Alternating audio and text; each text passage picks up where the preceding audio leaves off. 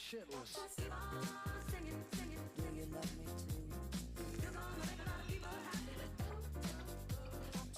ultimate aim is to produce sound which is completely acceptable to the listener.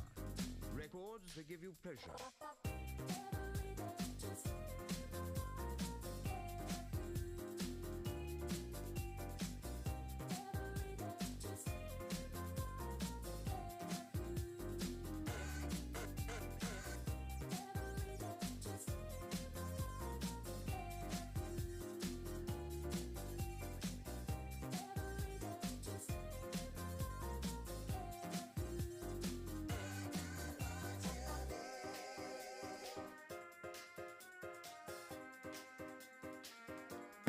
Hey, we're live.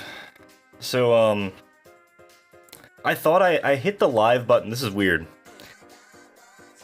I hit the live button in OBS, and it didn't register as going live on YouTube. So that's a glitch on their end. So I apologize. I was just sitting there talking to myself and cleaning my controller for like, I don't know, a couple minutes there. Like 15 minutes or so, just cleaning off the controller here. I'll show you.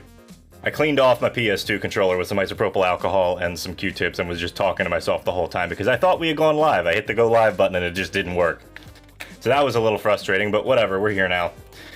We got some Spyro runs going on today. I am practicing to get, I'm gonna start practicing stuff to get sub 2 hour. That's the goal. The goal is to get sub 2 hours on my runs, alright? So here's hoping that that does something. Here's hoping that goes somewhere. I'm gonna real quickly, sure, Drawn, I'll blame the software. It literally said I was live. Yeah, OBS says that I have been live for 17 minutes, and that is absolutely not the case. Anyway, so what we're gonna do real quick is we're gonna swap over to the gameplay here. It's going to be a black screen. We're going to be okay with that for a minute. See this? I'm going to go ahead and hit the power button. You guys know what the PS2 does. I never had this as a kid, so this is a little not new to me. Yeah. Y'all know what that sound is. That... Maybe I should make that one of the, like, notifications for when I get a sub. I think that'd be funny. Just the...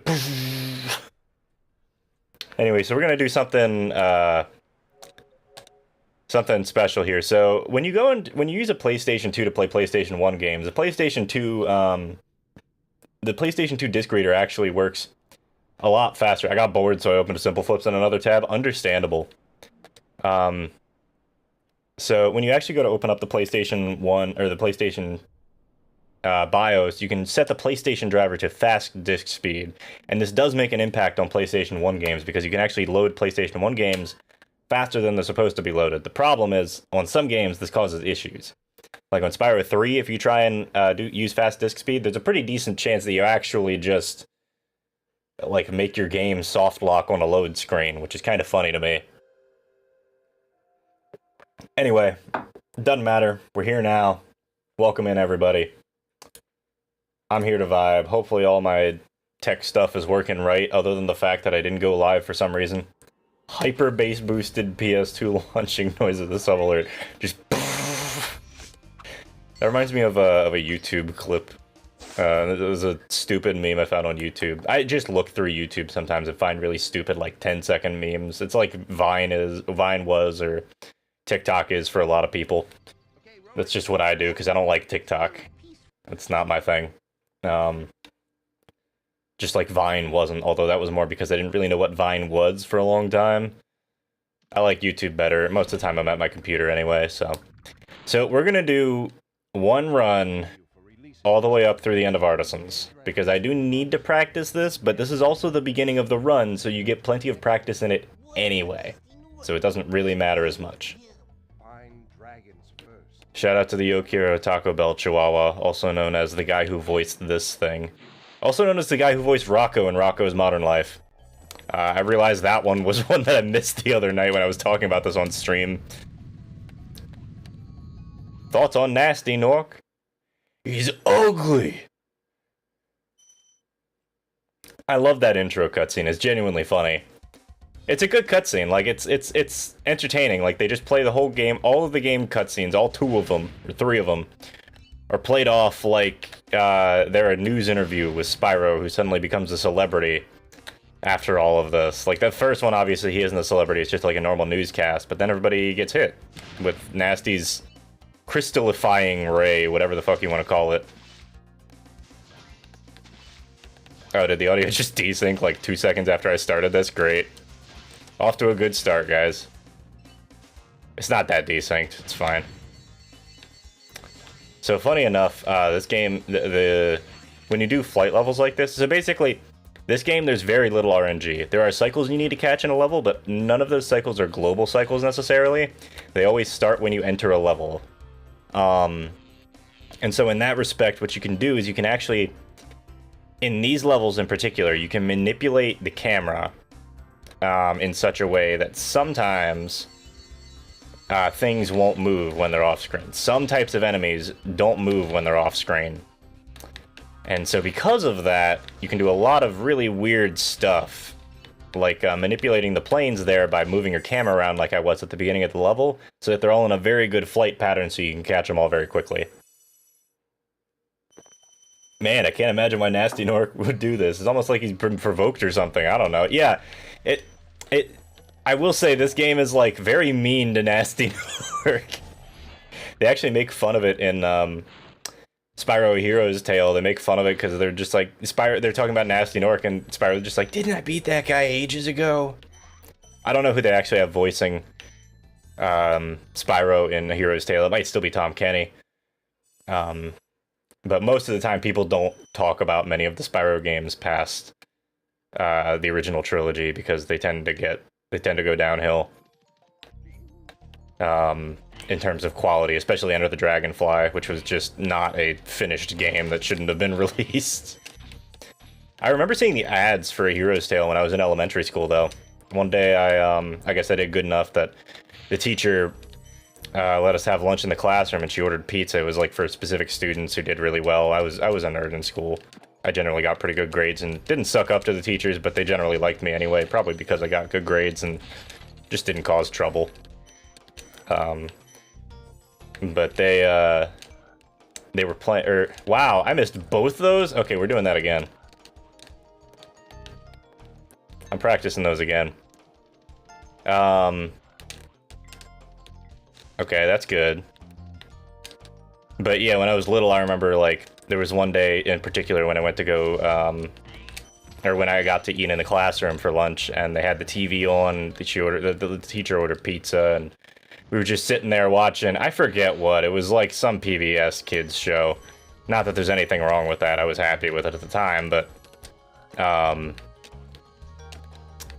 an ad for Spyro A Hero's Tale came on, and I got really excited and then forgot that game existed because nobody ever talked about it again, and I never saw anything about it again as far as promotional material goes. Okay, now there's an audio desync. They had Invader Zim voice Chaos and Skylanders. I honestly don't know shit about Skylanders. Like, I'm aware of the concept of the game and how it's based on, like, getting a bunch of little models that you can plug into the game and, like, fight with them. And then it's also, like, collectible figures. It's kind of like, they're using NFC chips. It's the same thing that Amiibos run off of. Oh my fucking... You want to let me through, bud? I am getting demolished by this dude. That's what happens when you don't do that quickly. But,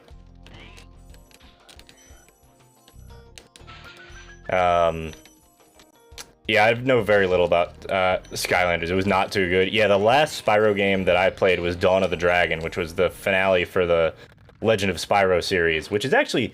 That's a fun game. I don't think I ever actually beat it, but I got damn close. Yeah, it's Amiibo, but worse. But... I do have to say, Legend of Spyro Trilogy was pretty good. I only played... I know Eternal Night's bad. I have it on the Wii, I never played it. Or I played, like, a little bit of it and then gave up. And then I played... I played Dawn of the Dragon on the Wii, which was actually kind of fun. I think that game actually used motion controls not awfully. And then I played the original Legend of Spyro New Beginning. I played the Legend of Spyro New Beginning, but I played the DS version, which was very weird. So it still had some of the platformer and brawler segments, but they were all 3D or 2D isometric. With like 3D models overlaid on 2D terrain, because obviously it's a fucking DS game. They're not going to have full 3D environments in that sort of game.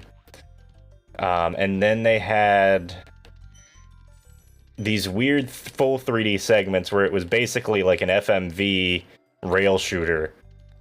It wasn't all FMV. It was actually, I think it might have been rendered in engine, but it was like the bosses were all like these 3D rendered rail shooters segments where you tap the screen and do shit.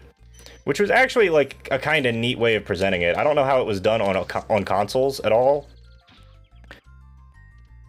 But it was very interesting. Be on your best behavior, Nightbot, or I'll block you. I mean, he is a knight if you're typing it the way that you're typing, Walker Pierce. He does have his honor.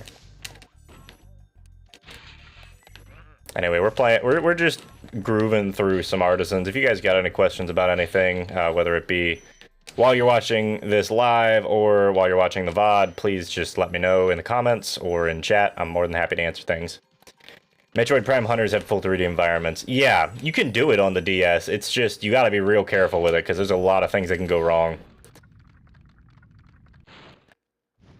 There's Gildas, like the third dragon in a row that teaches you that you should hold X or press X at the top of your jump to glide. Which, by the way, I don't normally do in this game, because it loses time in a lot of areas. That's a funny, like, there's so many little tiny pieces of movement tech in this game and routing that are, like, they don't seem that significant, but like that right there. Normally, I'm supposed to drop to the ground as soon as I come in here, try and rotate to the left so that when I charge, I hit that chest and then the dragon statue. But I missed. What is Spyro? Okay, do you mean the game, the character, or both? Or are we just talking about, like, philosophically, like, what is Spyro? Like, what is Spyro's message? Like, what is the story of Spyro trying to teach you? Because we can go in a lot of directions here. Also, I don't know how long I'm going to be streaming tonight. I figure I'm probably going to be streaming for a while, but it depends on how long my voice holds out, because, well, I got something that resembles COVID and probably won't be able to get a test to figure out if it actually is COVID until it's well past when it should be gone. The idea. Okay, what is the idea of Spyro? Okay. So the idea of Spyro as, like, a being, I think, is to demonstrate that, like, even small things can make incredible things happen, you know? It's about the underdog. It's an American story. That's what it is. Okay, it's an American story. If you put in enough hard work, you too can basically make everything exactly the same as it was and not get any benefit for it other than potentially some recognition as a hero. How you doing, Smami? Also, stop calling him Salami. Come on, man. You're better than that. Also, I realized the capture card probably desynced. That's okay. I don't think it's the capture card, actually. I think that it's the, I think it's the converter box that I use. The retro tank. So lies. Yes, exactly. I think this game is a capitalist lie. But it's a capitalist lie that I played when I was very small, and therefore I appreciate it more. Anyway, so, yeah, so quick update, since I talked about this while I was cleaning off my PS2 controller and didn't realize that for whatever reason YouTube didn't make me go live and I had to click the go live button again, but this time over on YouTube and not just through OBS. So Luke and I got a PS2 for a friend of mine, Luke, who was on the channel last week, and, well, I didn't get it for Luke. I ended up getting it for somebody else, but we ran into some issues, and I ended up not being able to get the console to who I wanted to get it to. And so because of that, I decided I was going to go ahead and give it to Luke, because he's actually going to be able to use it, and I don't need another PS2. I just don't at the moment. I've woken up with a headache, and it hasn't gone away all day, so I'm surviving. I hear you, dude. Make sure you're drinking water. Get yourself some food, please. I know you're not good with that sometimes. I'm not judging you. Just make sure you get yourself some food, man. Fucker. There's a good wall glide. You don't need much of a wall glide for that segment. You need, like, the tiniest wall glide possible. I just took that way too wide. He will now be pastrami. Okay, there you go. That's a lot more agreeable than salami. Salami's, like, insulting, almost, you know? I love that sound. It sounds so wrong compared to everything else. Oh, wow, did I actually get the flame charge there? Why did I even bother flaming him? It's a bull. You can charge him. Oh, well, whatever. But anyway, so I gave Luke that PS2. And, so he tried to get it working, and I tested it before I gave it to him, but this was like a month ago. Something probably happened since then. It looks like a piece of the solder. It looks like something that was soldered in to help keep, for like the main power supply in the unit, broke. And, we just need to resolder it, but I don't have a soldering iron, and so Luke was talking about picking up a soldering iron. I was talking with him about that right before stream. So hopefully he gets one of those, and if he brings it over, I can show him how to do it. I'm sure that the fix isn't really that hard. It's a really simple soldering bit, but I just don't have the materials right now. Yum pastrami is such a good meat. Very good meat. But the other thing that happened is I caught what appears to be COVID, but it's definitely a very mild variant, if that, or at least my immune system doesn't give a shit about it.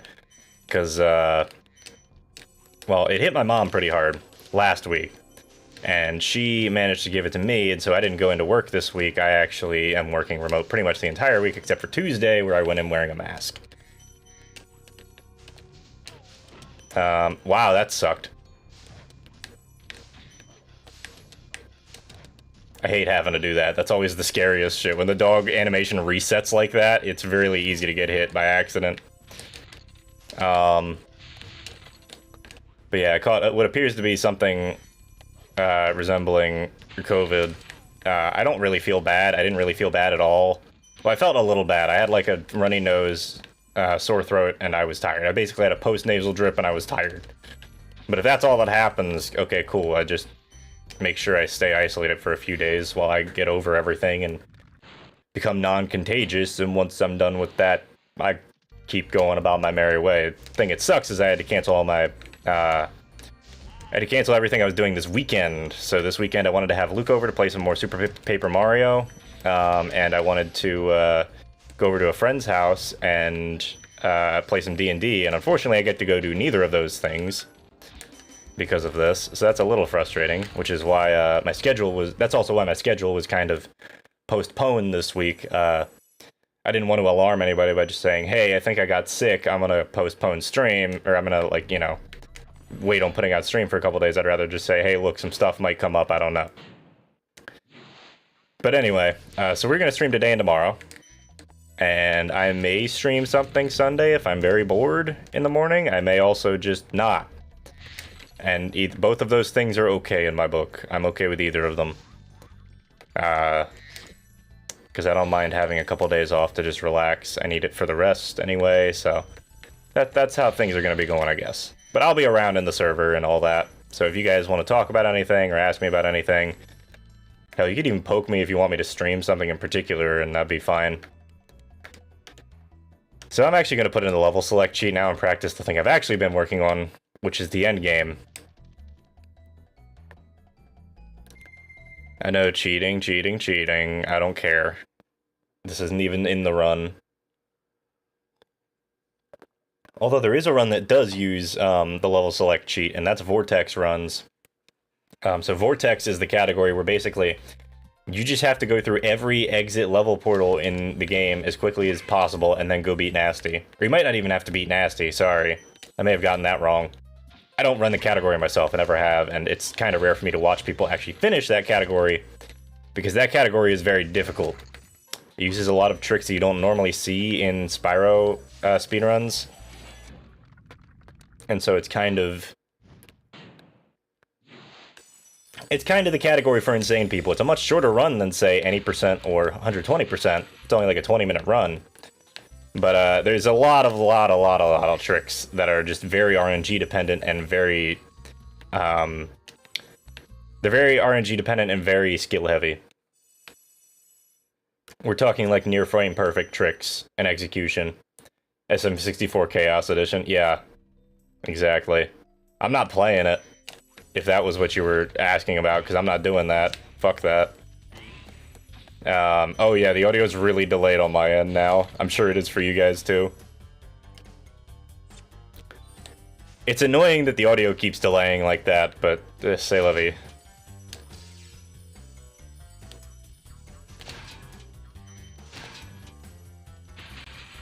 It's fine. I don't need audio cues for a ton of things in this run anyway, so it's perfectly fine. Hey, look, we got a bot! Yay! Also, I'm gonna miss that wizard. I'm gonna have to come back. Actually, there is a dude who's been doing some modding. Well, I call it modding. Mod's probably not the right word. He's been using some Lua scripting on BizHawk, which is an emulator that's designed for tinkering with games. It's mostly designed for making tool-assisted speedruns. But it works off of Lua, and so somebody's been messing around with Spyro in BizHawk and doing some really interesting things with the game as far as just, like, general ideas for what to do. He made a script called Lua Ghost, which literally lets you, like, record your runs as, like, effectively speed ghosts. Like, you know, like racing ghosts in racing games and stuff like that. And it just saves them as, like, a little wireframe that tracks where Spyro's center of gravity was. First pot of the stream, let's go! I'm gonna hit this. Grab these, although I probably should grab those later, but it's not really that big of a deal to grab them now.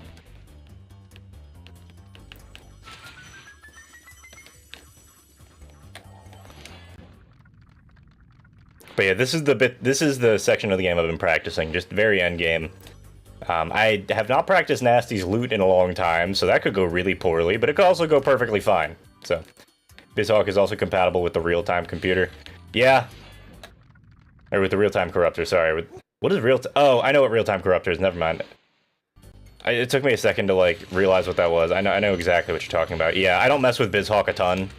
It's just not my thing, but you can... BizHawk is a way for you to, like, read and mess with basically how the game runs in RAM, all the values that show up when the game's actually running, and not just the values that are on the hard disk. So you can read out a lot of really cool information. The dude who I was talking to, though, I found his Twitch stream last night. That was terrible. I found his Twitch stream last night, and I was talking with him, and I think one of his next projects is literally going to be decompiling Spyro, which is going to lead to some really interesting looking source code that people are, I'm sure, going to start. There's a fairly large amount of people who do, like, tech stuff in the Spyro community, and so I'm sure everybody in the tech community for Spyro would love that.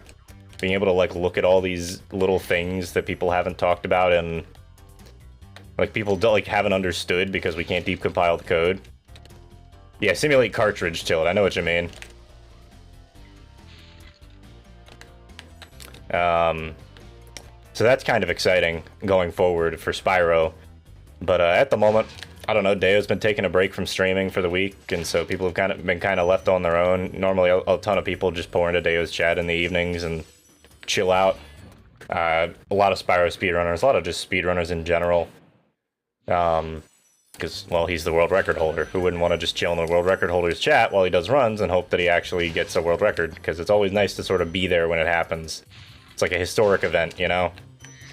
I don't know how I managed to,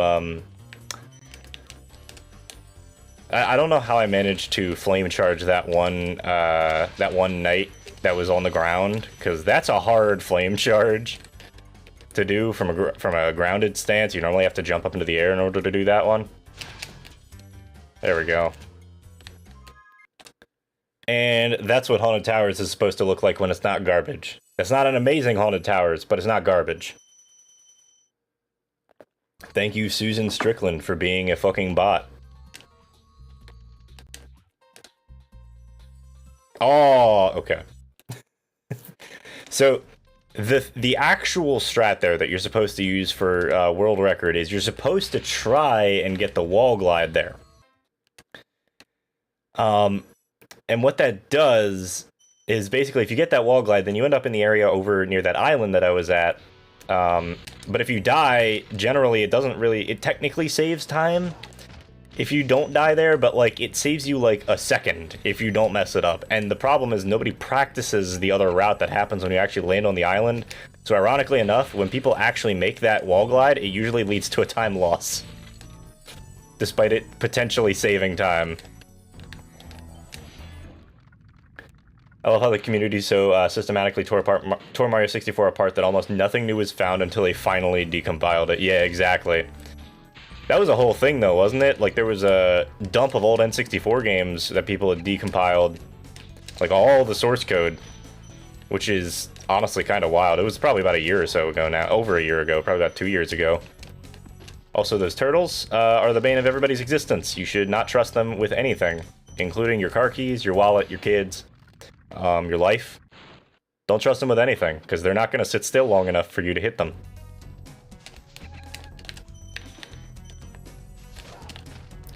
The dogs are very fast, but they're not that scary because you can always flame them, and then you can occasionally charge them. When those guys get big, you can't do anything. What am I doing? Down here. Don't miss that gem. I've done that before. It really sucks because you can't see anything in this level when you miss it. I would rather play slow in this level and grab everything than play fast and potentially miss a gem. Oh, damn, I got it. I almost never get that strat. Found a part-time job for entry-level content creation and video production skills, but it's not remote. Is it close? Or like somewhere you wouldn't potentially mind moving? Because that's another question. Because that's not bad. Like, if it's not paying horribly. Of course, I know everybody's just being dicks about everything nowadays. And speaking of the turtles, there you go. That one stole my lunch. California? Hey, cost of living in California is real high, man. You'd have to give me a real good reason in order to do that. It's 25 an hour. That's not terrible. That's probably kind of close to what I'm making, but like I don't know if that's enough to really live anywhere out in California. You'd have to have roommates, 100%. I don't know, let me call Deo. No, I'm sure you and Deo would be terrible roommates. I think Deo lives with his parents still, honestly. Which is understandable. Living in California sucks. Yeah, I wouldn't move there for 25 an hour either. That's just a bad deal. I've seen like worse things, but that's definitely one of the worst. That's definitely like not a spot I would want to move to. It's like trying to move to Seattle. I don't know how to do this segment right anymore. I need to like look at a video for how to do this bit properly, like routing wise, because I don't understand how to do that efficiently. First of all, the weather's the exact opposite of what it is here. See, I like that. Because I don't like cold weather. It really messes with me. Also, it kicks off my depression usually, which is also not good. That being said, I don't know if I'd want to be in California. Period. Gonna apply and see if they have any remote work if that they didn't list. Yeah, that's probably a good bet. 2 applications a day and I'm happy. Yeah, man, that's a good way to go about it, honestly. I know like things are rough and you're just looking for what you can get, but like, don't stress yourself out about it. Yeah, exactly, Walker Pierce. There's nothing wrong with living with your parents as long as it's a mutual agreement and you're not bumming off of them. My parents said, okay, you know what? You graduated college this past year. I'm making 60 grand a year. Okay, I'm salaried. It's not an hourly position, it's salary. I don't remember exactly how much it converts to in hourly. But 40-hour work week, you know, you do the math.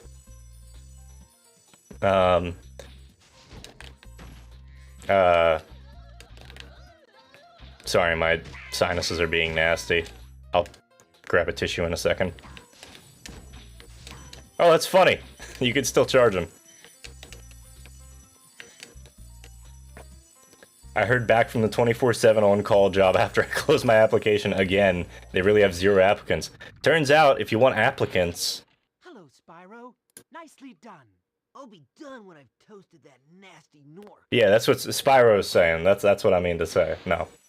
Turns out, if you want applicants, how about you do a good job and make a job that's, you know, worth paying, like worth going to.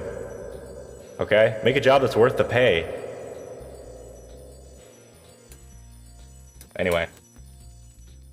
That's enough of funny echo noise.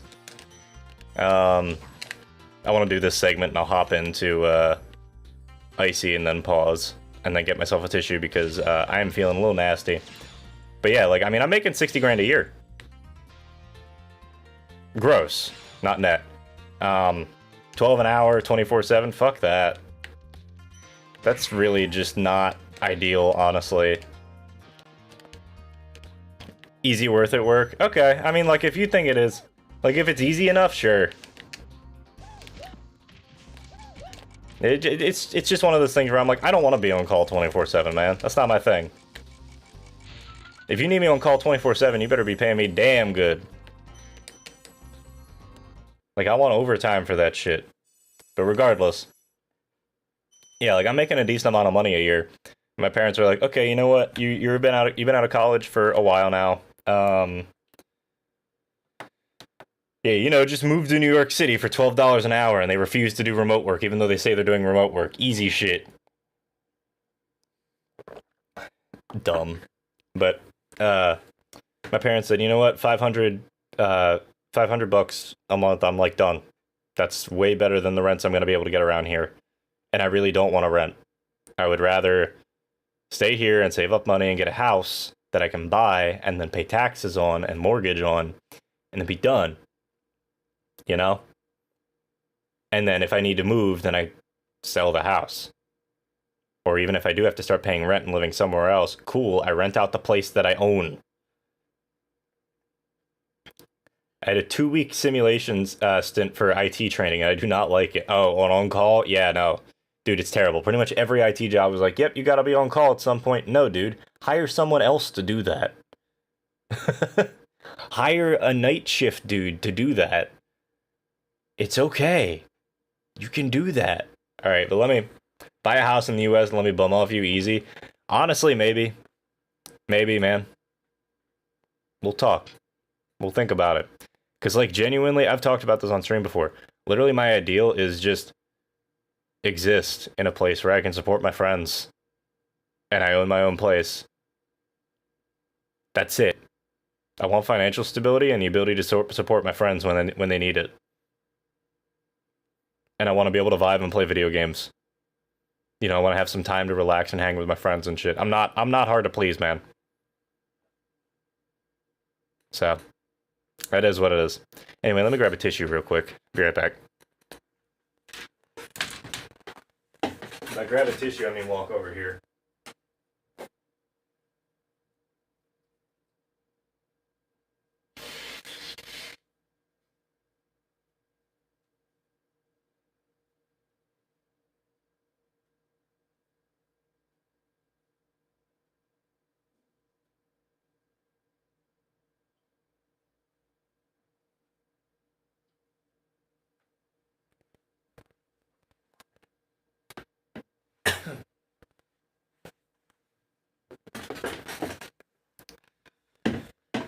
Okay.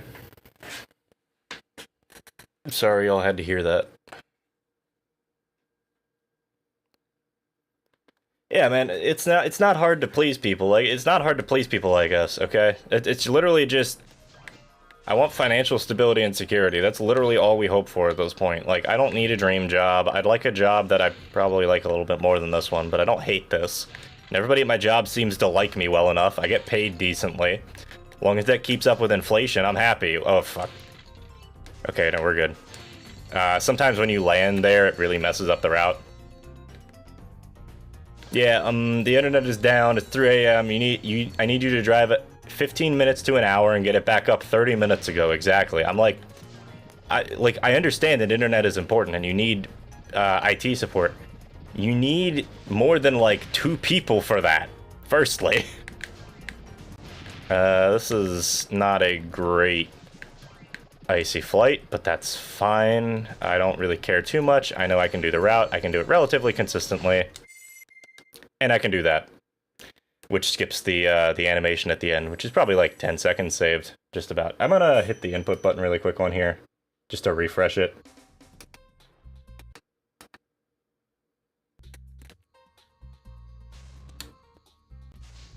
It's still delayed. Okay, so maybe it is actually,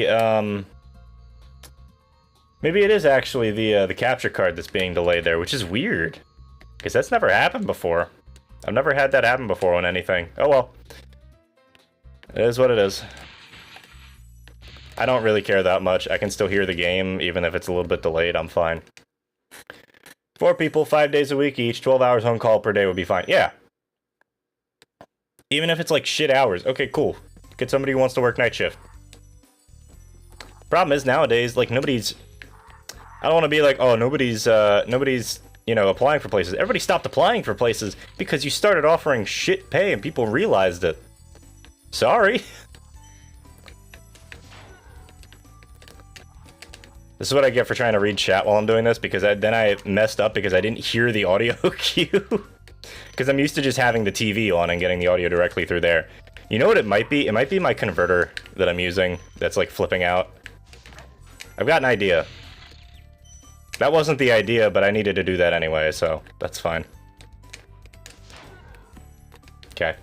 I'm gonna do the idea since I messed that up. Where's the switch set on? Put it into 2x mode.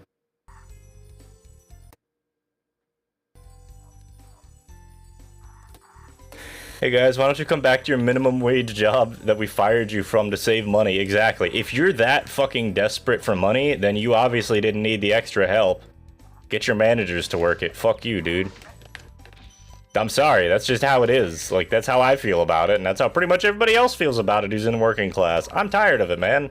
I worked through the pandemic in a fucking kitchen for minimum wage. Now, admittedly, minimum wage here, 12 bucks. It was part-time, because I was working, because I was also going to school. It was mostly weekends and stuff, but like, for real, what the fuck? I was not ready for that. Oh, come on. Did I like find a dead zone that you can't bonk off of? How many? Okay, I got 2 lives, that's fine. Try and get the early one. Let me up. There we go. That's how that's supposed to look. Entry-level jobs have a lot of semi-livable wages now for a lot of people. Yeah, exactly.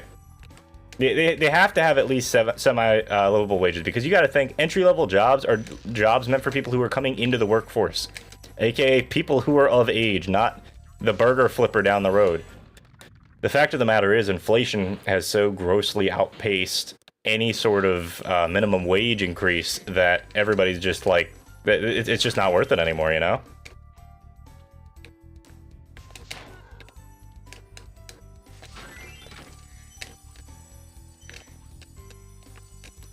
I just want something that can support me and give me experience while I work in the field. Yeah, exactly. You can't afford to go to a bunch of internships and not have anywhere to stay. Yeah, like the internship either has to pay for you to stay somewhere, or you have to be able to, like, you know, pay for it yourself. I know internships are generally meant for like college students and stuff, but like the fact of the matter is, shit, I didn't get an internship until I got out of college. Like literally I started college, or I started my internship the week after I graduated from college, like 2 days after I graduated. Like 2 days after my last class and last final, I had to go to college, or I had to go to my my internship, and my internship turned into my job. But like, shit, dude, I almost didn't get one. I got one and then got immediately denied from it out of nowhere with no warning a couple years ago, but... what's worse is that because of how inflation works, increasing minimum wage will also increase inflation, so it won't help. Yeah, I mean, like, that's true, but there's also... that's not the only issue here. I see what you're saying with that. I know we're on the same page as far as, like, this just sucks, Walker Pierce. I'm not trying to, like, refute the point you're making, by the way. But yeah, it's just genuinely, like, frustrating to see, you know? Like, I'm relatively financially stable right now. I can afford to make stupid decisions occasionally, and... well, I'm gonna make one tomorrow. I'm gonna get myself a fucking GPU. I don't know if it's gonna be the goofy anime Yeston one, but it's gonna be a 6700 XT if I can find one for sure.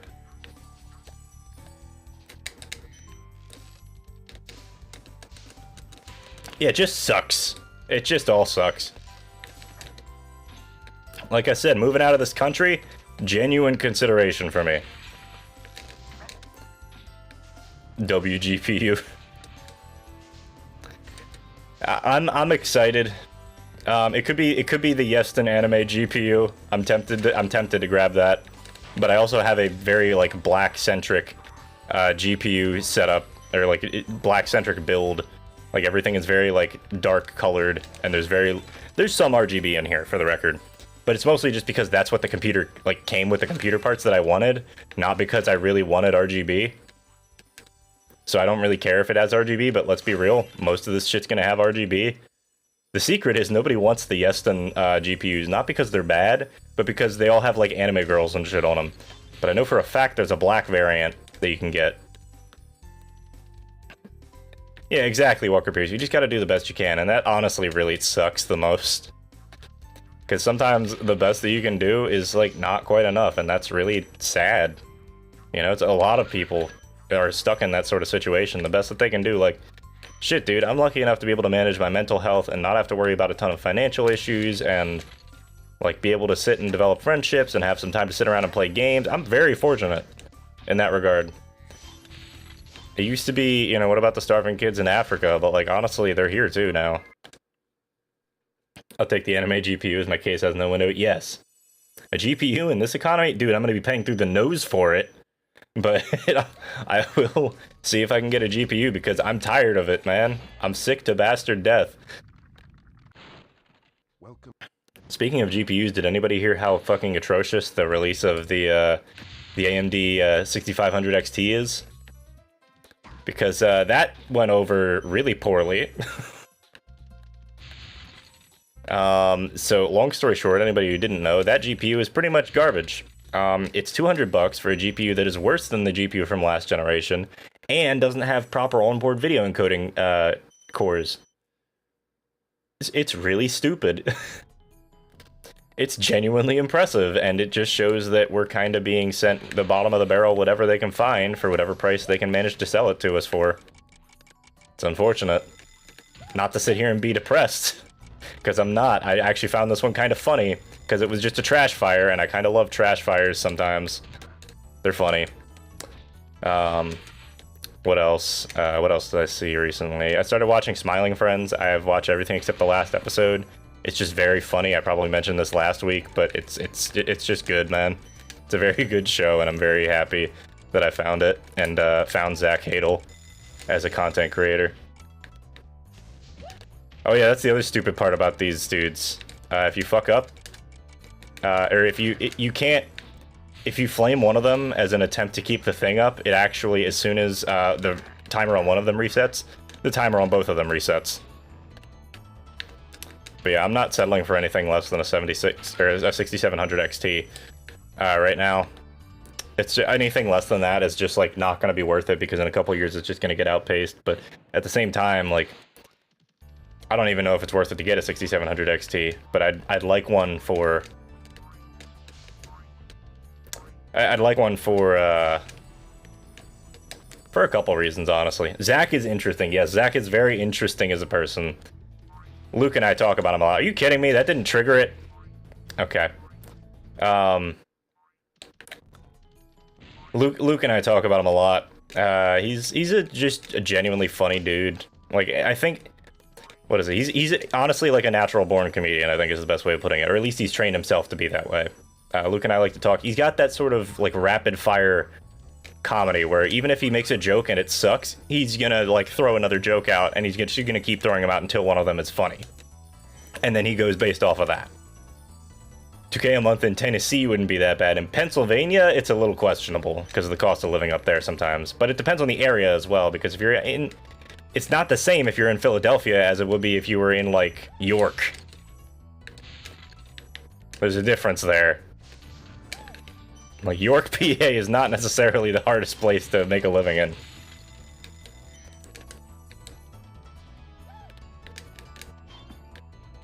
But, yeah, 2K a month here, that's what, 24 grand a year? You wouldn't be able to do much with that. I'll just tell you that much right now. I think cost of living here for a single person household is like close to 50 grand. That being said, Maryland sucks as a state. Don't come here. Unless you like, it's got some positives to it. People are generally nice here, which is something I don't hear from a lot of other states, weirdly. But there's some question. Like, the cost of living is so high, and there's just a lot of, like, weird shit you gotta deal with here. Yeah, you'd be able to survive. It wouldn't be comfortable, potentially, but, like, you'd be able to survive. Wow. Fucking amazing. And I died again because I am stupid. I could have saved myself there, but I wasn't bothering. In Nashville, absolutely not. But in my town you get by. Yeah, in Tennessee, 100%. In Nashville, you would just perish. God damn, I cannot get this shit. I had a setup for this at one point, and I don't know what that setup is anymore. Maybe I should look at Deo's video on Jock. The goal is you need to get all those in one flame, or in one whirlwind. Obviously, faster, better. You know how it goes, speedrunning. That doesn't normally happen. That was bad.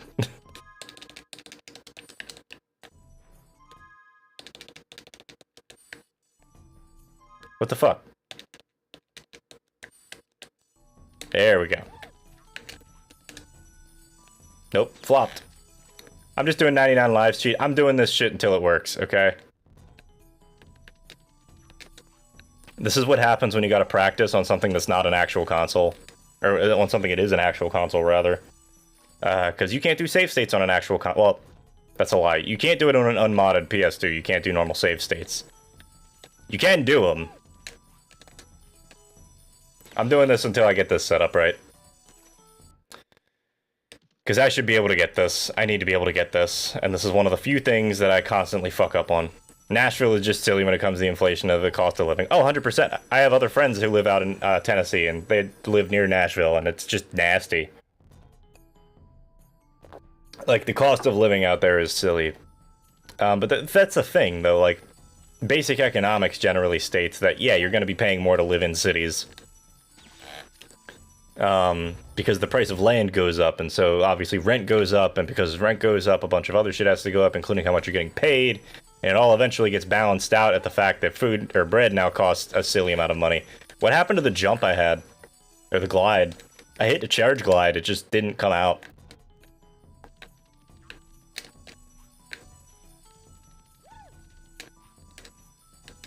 God, can I not flop? Okay. What if I hold forward? I got an idea, So what I've been doing here is I've actually been using neutral stick for gliding. I'm not gonna hold forward here and then immediately tilt off to the left. Okay. So that time I didn't bonk, which means I just need to go into the wall glide a little bit more heavy. Yeah, exactly. It just keeps growing. It's just what it is. The more people go to live in a city, the higher the cost of living in a city is gonna be because, you know, you're gonna need more infrastructure to support more people and more all... It just keeps going, man. Economics sucks. The more you know about economics, the more depressed you generally get. I think our state capital is in a really stupid location. Yeah, that's fair. It's definitely not in the smartest place ever. No more rusting, yo. Hey, what's up, man? We're de-rusting. We're putting some WD-40 on the gears. How you doing, Baylor?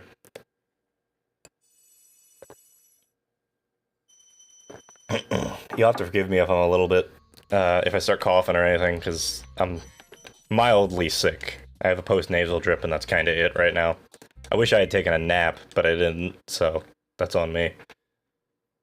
You're gonna get world record someday. Maybe someday. The day that I beat Deo's world record is the day I go out to see Deo, and then we just sit and chug and do races for a couple weeks. Honestly. I would not mind going out to California to go see Deo for a couple of days and just chill on stream with him or something. That'd be fun. You're doing great? Good to hear, man. We have less than 80k people in our city and we have the same rental prices as Ottawa. Yeah, that's not okay. That is very not okay. At the bottom of a basin in between a U-shaped river. That seems like a pretty poor choice of location. That being said, there's probably a reason that it was there. Maybe it had to do with farming land, like farmable land in the area. Not like that's hard to come by in Tennessee, but who knows. It's because it was close to where you needed to be, or like close to the water. But yeah, that's a pretty shit place to build a city. At least historically. I suppose it didn't really matter as much. I'm surprised I didn't get hit by that TNT barrel. Oh, you fucker.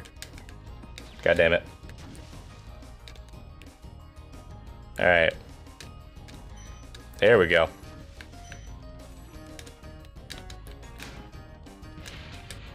For the record, the audio is delayed. I'm aware of that. I don't really feel like trying to fix it right now. Forgot to tell you this since the last stream. What's up? There's Latif again. We saw him at the end of Dreamweavers, and then he just shows up again, which is weird, but sure. Whoa.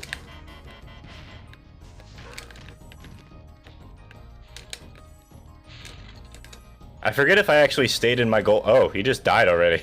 How did that even happen? I've never seen that. Alright.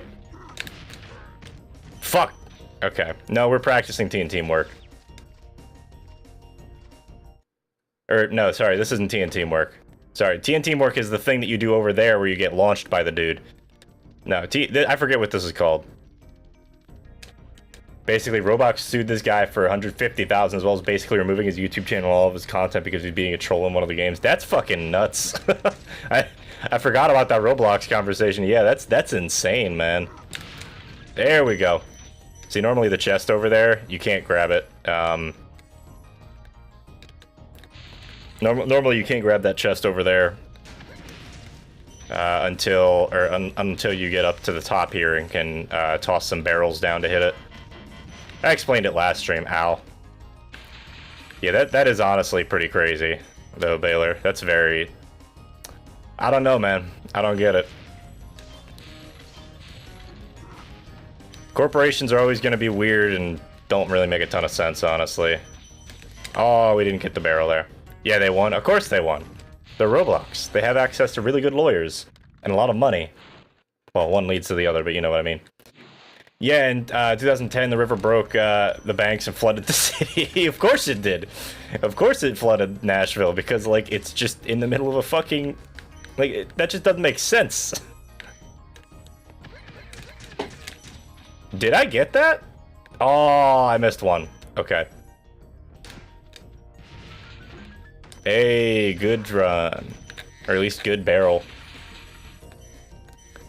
It all but destroyed the Great Gaylord Opry Mill Hotel. That is a hell of a name for a hotel. I just want to say that. I've never heard that before. I've never been to Nashville. I've been close. But not actually in Nashville. Ow! Somehow didn't kill this guy. Glad we still have sparks, otherwise this would suck. They came to a... There's a lesser punishment. They were originally suing him for 1.6 million. They came to an agreement. That's just, like, nuts, man. I'm trying to figure out, like... I guess they're suing him over, potential revenue losses due to that, or maybe he was doing something specific. I don't know. I don't feel like getting into the case law bit of this right now. But that's very interesting, Baylor. It's always weird hearing about those sorts of stories. Come to Minnesota, we can take a dip in Lake Testes. There's some really good lake names. They just gave up in the Midwest, huh? There's some really good lake names out there. The torrential rain that pounded down on Middle Tennessee May 1st, 2010 and drowned the Grand Ole Opry in 10 feet of water. Gotcha. 10 feet of water is a lot of water, but you also got to remember that Nashville, Tennessee is basically built between, like, the bend of a river, like a meandering river. So it kind of makes sense, because it's also in a valley in the middle of a meandering river. It's kind of in, like, the worst possible spot. It was basically defamation, but it was all true with that, which is why they settled. I gotcha. Yeah, that's like a snowstorm level. That's not a flood level. I missed a gem up there. That's nuts. Oop, come on.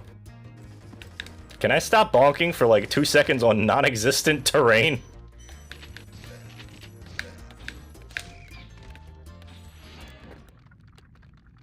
This is Cosmos. I think you rescue him in Magic Crafters. The only U-shaped river in the world, yeah. Crazy shit, man.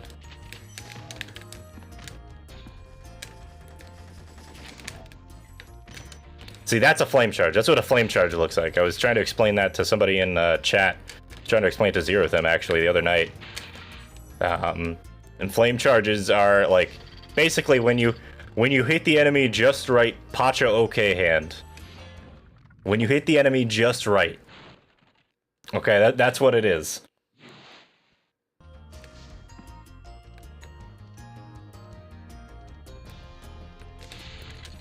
Basically, you trick the game into thinking that the enemy that you just charged is actually an enemy that you flamed.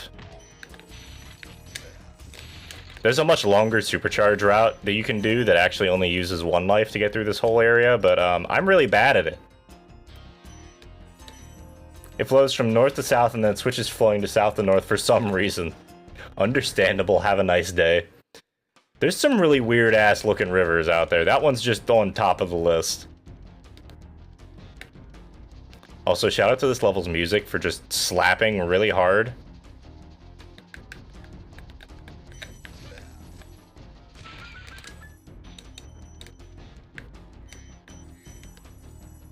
Okay, good.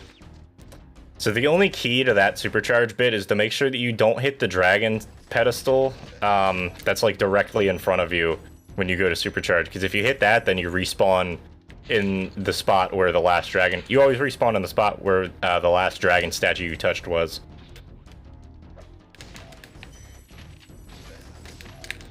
I can't tell if I grabbed that 3rd gem there. I did. Clean movement. Whoa. What the fuck? I guess those just automatically home in on you. Also, the sound effects being off really fuck with me here. I didn't realize how much that was messing with me until now. And I can't charge today, apparently. But that's okay. Let's just get through here, and then we'll take a death abuse, and then we'll jump into nasty. And then I'll go practice something else, because now I feel a little bit more warmed up. What about the one in Arizona? I mean, technically it's only part of you in a bigger river. Yeah. At least it makes dividing up our state easy. 3 equal segments. Yeah, that's true. Easy shit. So we're going to take a death abuse here, because we're just going to spawn in the middle. Yeah, there's some other rivers that have really, like, nasty meanders. There's ones that have entirely looped back on themselves and actually reconnected. But the ones... There's a couple of them in Tennessee that are kind of funny. Like, just weird shaped. So before anybody asks, no, I'm not going to be able to get into Nasty's loot right now. I don't have all the gems, and level select cheat does not, in fact, get you into Nasty. It just lets you select any world from the balloonist. Also, something that wouldn't normally be advisable would be to take a hit from that fireworks chest there to grab the gems faster. However, I'm not going for credit skip in an actual run, so that's what I'm practicing. If I was going for credit skip in a run, I would want the extra hit from for sparks. Is the entire river just a U? It's pretty damn close, yeah. It's not just like a single meander or anything. It's like the whole river is just a big U. The whole river is a big pog U. Also, something I forget, one of the few Irish words I ever remember is the word for... It's spelled the same way you would spell pog, but it's pronounced pogue. And it just means to kiss, or kissing. It's like the verb for to kiss. And I don't know how Irish works at all, but it's really fun just to say pog out of nowhere and then realize that it means kissing.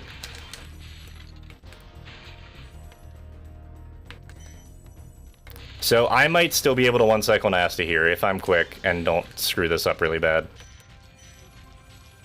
How's that even possible? I don't know, man. It just has to do with the elevation of everything, I suppose. There's some really wild geometry out there, if you go looking in, like, geography and everything. Oh, that was, like, frames off. Damn, John, I want a pogue. Possibly. I could be convinced. I mean, we do, but that sounded more dramatic. Yeah, we know why. But, like, it's very weird.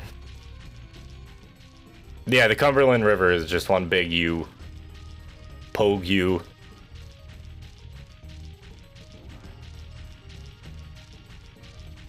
You know, I've genuinely been I've talked about this a lot lately, but I've genuinely been considering moving to another country, potentially Ireland or the UK, because I know some friends there, and that would probably be a good spot for me to go where I wouldn't immediately be, like, very, very, like, insecure, because I would feel like I don't know anybody.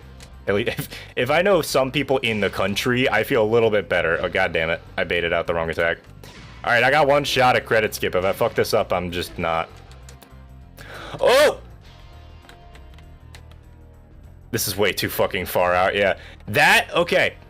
That's credit skip. That's the exact jump. That's the exact proxy I need for credit skip. That is the first time I've ever gotten that proxy. Let's fucking go. I'm actually really excited now. We're doing that again. Spyro, what's happening, Alex? Yo, I'm excited now. Something fun just happened. That was actually a perfect credit skip proxy. Holy shit. I just didn't get the execution down right. Ah, Zero, how you doing, man? How you guys doing? Hope everybody's having a good time. Actually, I can shout people out now. Anybody, mods, you want to type !SO in the chat? And then type Zerothem? Shout out Zerothem. He was probably just streaming over on Twitch. I'm glad you're streaming. I feel absolutely dead. Oh, man. I totally get you, man. It's all good. You do what you gotta do. Rest up. Get yourself some food, okay? Yeah, welcome in, everybody. I think the shoutouts work now. Yeah, it doesn't make the link, but you know what? Good enough for me. You can copy and paste a link, man. Alright, we're doing credit skip one more time. Okay, you big green fuck. I am hitting you into the stratosphere. Okay, that wasn't the proxy. We got 2 more attempts. Oh, the timing is so off with the sound. That's really bad. I can't tell. It's so desynced. Alright, give me a sec here. I need to readjust a little bit here and get a little bit closer. Alright. Nope, that ain't working. Okay. So this trick is really hard, in case you can't tell. I am not very good at it. Even people who are good at it still occasionally fail. It is just hard. Oh no, they're coming in the chat and talking about Vor again, guys. Help. Gotta get the bots out of here. Alright. Oh, damn. That's an awkward one. He, like, hit me with the hitbox that was, like, the start of his attack, melee attack. And it just flattened me. I feel like I've been really drained. You got chicken in the oven? Hell yeah, dude. Where'd the... He must have already started running, I guess. Why do they call it an oven? They call it an oven because you oven in the hot food. No. That's such a shitty joke. Yeah, it's unfortunate. It's not a big deal, honestly. Credit skip is not something I expect to be good at. It's not something I actively practice because I'm not even at sub 2 hours yet. You can have a sub probably 145 run. So credit skip saves like 5 minutes. Okay, if you optimize pretty much everything else in the run, credit skip should be like the last thing you learn. We're not doing this joke. Come on, it's funny. Yeah, Baylor knows what's up. I oven to clue. Everybody bully Walker Pierce for a minute with the oven joke. Man, I hope y'all are having a good night. This is making my night better. Alright, I'm gonna get this dude. I don't know if... I'll try credit skip a couple more times. The oven joke hurts my brain. It's not even good. It's like a really awful joke. The only reason I find it funny is because of how absolutely atrocious it is. Alright, so here's the setup. You sit on this crack right here, as close as possible to Nasty Nork. I fucked it up already. Whatever. Goodbye. I don't feel like dealing with it. Like I said, this joke is really... this trick is really hard to practice. The joke is also kind of hard to practice. New boom arm came in. It came with a pop filter and a windsock. Nice. I don't recommend putting the windsock on if you're inside and you're not dealing with an AC unit or a fan. It's funny because it's awful, yes. Have you seen r/Garfield without Garfield yet? I've seen similar things. Not necessarily that subreddit. There's r/Garfield without Garfield. There's that joke that people keep doing where they keep turning Garfield panels. They keep turning Garfield comics into 3-panel comics, where the last panel of the comic is always Garfield getting thrown out the window. There's the 3-panel rule for oh, what's the name of the comic series? It's not a funny comic series. It's like a bad web comic series. I use the windsock for OCD related reasons. Understandable. I'm trying to think of, what is it called? What is the name of the such jagged polygons? I mean, that's what it looks like when it's crisp. Here, I can put a filter on it and it can look a little bit smoother.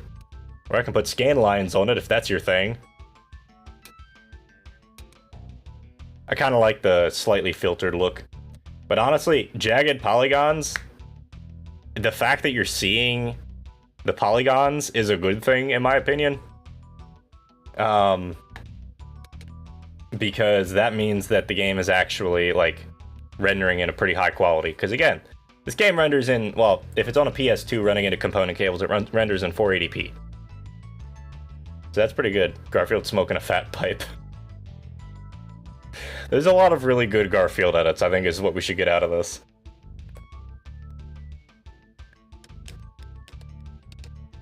Yeah, this is a PlayStation game, Baylor. Don't worry, you're good. Don't worry about it. If I actually wanted to hook up an N64, I would need to get a separate set of component cables to make this work. I'd recommend watching this video about Garfield. Is this the horror one? I'm gonna get clickbaited here. What the internet did to Garfield. Oh, I haven't seen that one yet, but I know that that's a video that's been going around recently. Scan lines on a few spots that are discolored. That's memories of this game. Fair enough, man. My memories of this game have sort of just turned into a big mush where I recognize every level and every song and not every dragon, because I don't really watch them that often, but like every gem placement. I very seldom miss gems in this game once I'm actually, like, you know, practiced. It will be a Microsoft game soon. Yeah, in case anybody didn't hear, Microsoft bought out Activision Blizzard, and so that means that they own, what, Overwatch, Spyro, because Activision had the IP for Spyro. They own Toys for Bob, which is the company that did the Spyro thing. They own all the Crash Bandicoot IP. Damn, you really want me to, you really make me want to watch an 80-minute Garfield documentary. Dude, sometimes I just leave documentaries on when I'm driving to work. I got like an hour-and-a-half drive to work. I'll just leave them on. The mascot platformer is coming back, boys. Definitely didn't backfire with Yooka-Laylee a few years ago. Although the Crash remakes did pretty well, and the Spyro remakes did. I didn't particularly care for them, but that's because I've played this game since I was a small lad. Yep, Crash, World of Warcraft, Call of Duty, Overwatch. Long story short, this has been a long time coming. If I'm being completely honest, Activision hasn't done much interesting with their IPs in years. Although Crash 4 existed, I didn't hear anybody talk about it after it released, which is almost kind of bad. Because at least if it was a bad game, people would be talking about it, making fun of it. Then again, it also released around the same time Cyberpunk released last year, so that should tell you a lot. Microsoft buys Sega next. I don't want Microsoft buying any more companies, for the record. I think this was bad for video game development as a whole. That's my opinion on this, all right? Whatever other people like are saying and thinking about it, I think that this is bad. I don't want to see big companies buy other big companies. Mostly because I don't give a shit, but also it's just bad for game development because it leads to monopolization. All right, I think monopolization is bad. Yes, the company is going to be making more money. No, that's not inherently a bad thing. Everything else about it's pretty bad, though. I'm half tempted to delete that message as a joke. Bubsy was the Mario killer. No, no, no, don't delete it. He's right. In fact...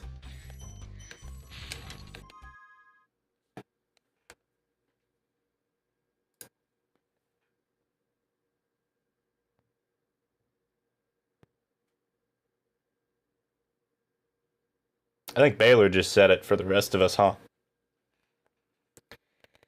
I saw some people play it around release and then it just kind of faded into the background. Exactly. Like, it's not that interesting. I'm glad that Bobby's gone from Activision Blizzard. Yeah, Bobby's gone. I'm not going to go into that too much right now. But, I tell you what. I'm going to do a little bit of digging for a minute. I'll be right back. You guys should go fill up your waters. No, don't actually do it. It's too late, man. You fucking opened it up. The floor is now open. Anybody who would like to come speak is more than welcome to. Okay. Shitty mascot platformers. I got Gex, Enter the Gecko. That's the 3D one. I got Spyro. I got all 3 Crash games. I've got all 3 Spyro games too, although I don't know if they all work. I've got Crash Team Racing, which is a good game. No water for me, gin cocktail. Hey, do what you gotta do, man. I got Eminem's Shell Shocked. Y'all remember that one if you were over on Twitch. I'm not playing Rayman. I'm gonna get 2 levels into that game and then we're gonna get stuck again. Okay. I think I've got it downstairs. I think my brother has it. It's like drinking tap water at Joey Garcia's house. Exactly. Gex. Actually, you know what? Lazy D in the chat mentioned. So, funny thing. They had a different voice actor for the PAL version of Gex Enter the Gecko. For no apparent reason, but he still says all the same shitty American pop culture references. So we're actually going to have Gex. We might play some Gex. Glover. Yeah, I never played Glover. I never had an N64. But I'll tell you what, guys. I'm going to be right back. Y'all should go fill up your waters because we're going to be here for a little while. I will go back to speedrunning Spyro, but I do want to at least pull up Bubsy or Gex for like 20 minutes and goof around with it. Gex is ridiculous, yes. It's just very stupid.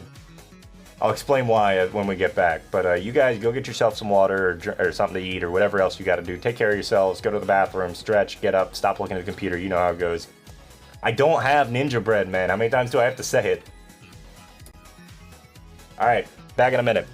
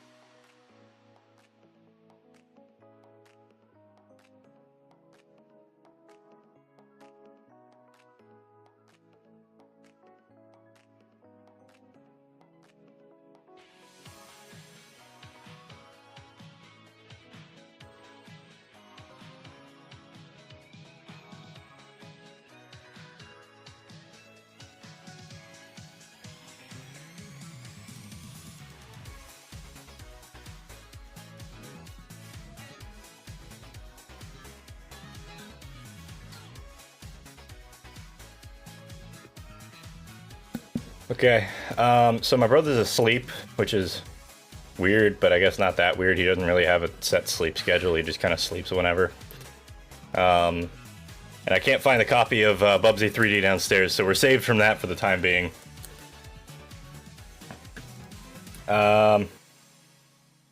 So we're gonna go ahead and put in Gex for a couple minutes and take a small break. 20-minute, 30-minute break from playing good games.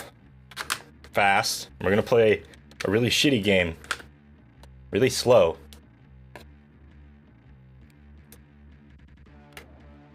Okay? Just for a little bit, because we're not doing a Sunday stream this week. I wanted to see the Bubsy. I don't have the Bubsy right now, man. I'm sorry. We're gonna have to play Gex instead. What a shame.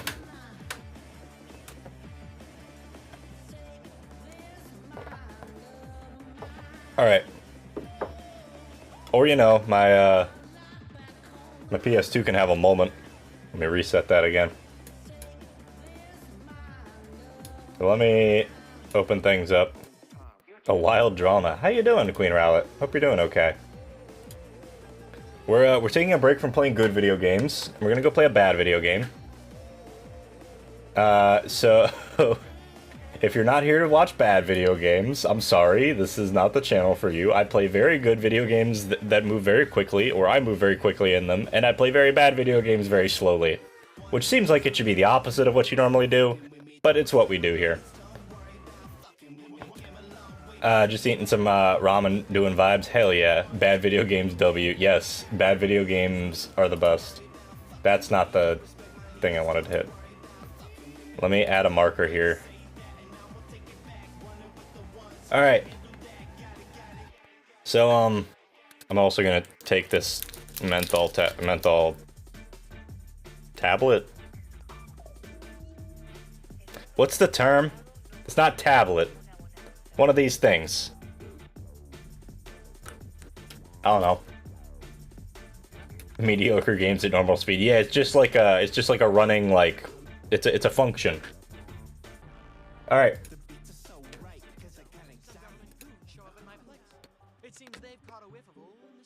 I'm sorry, but we're playing Gex.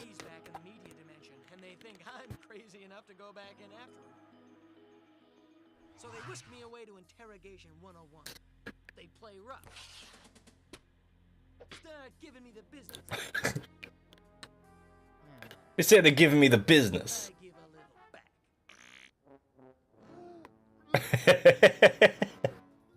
So we negotiate a little something to cover my... Yeah, everybody go check out Queen Rowlet too, by the way. Excellent streamer. She's a VTuber. Very comfy vibes. A lot of simple games and comfy vibes. When the ever-loving heck is this? This is a very wonderful game called Gex the Gecko. Or Gex Enter the Gecko, rather. This is the 3D version. That slap gives me the chills every time. Welcome to Gex. This game sucks. Yeah, the shoutouts, they're not perfect, but you know what? It works. I'm not gonna question it. First of all, this game's music actually is not terrible in some instances. There is a problem on some discs where the game music actually bugs the fuck out and plays way too slow. Prepare for tail time. You know how it goes. So anybody who's ever played this game before, which is approximately 5 people on the planet Earth, knows that this game is not particularly great, but it's okay. It's an okay game. This is a game that released in 2000, okay? So 3D games had already been a thing for quite a while. Let's see if analog stick works. It does, and it looks like 8-directional analog stick. Maybe 16? Probably 8. Is this not sponsored for Geico? I wish, man. I wish. L1 or R1, you can swing the camera.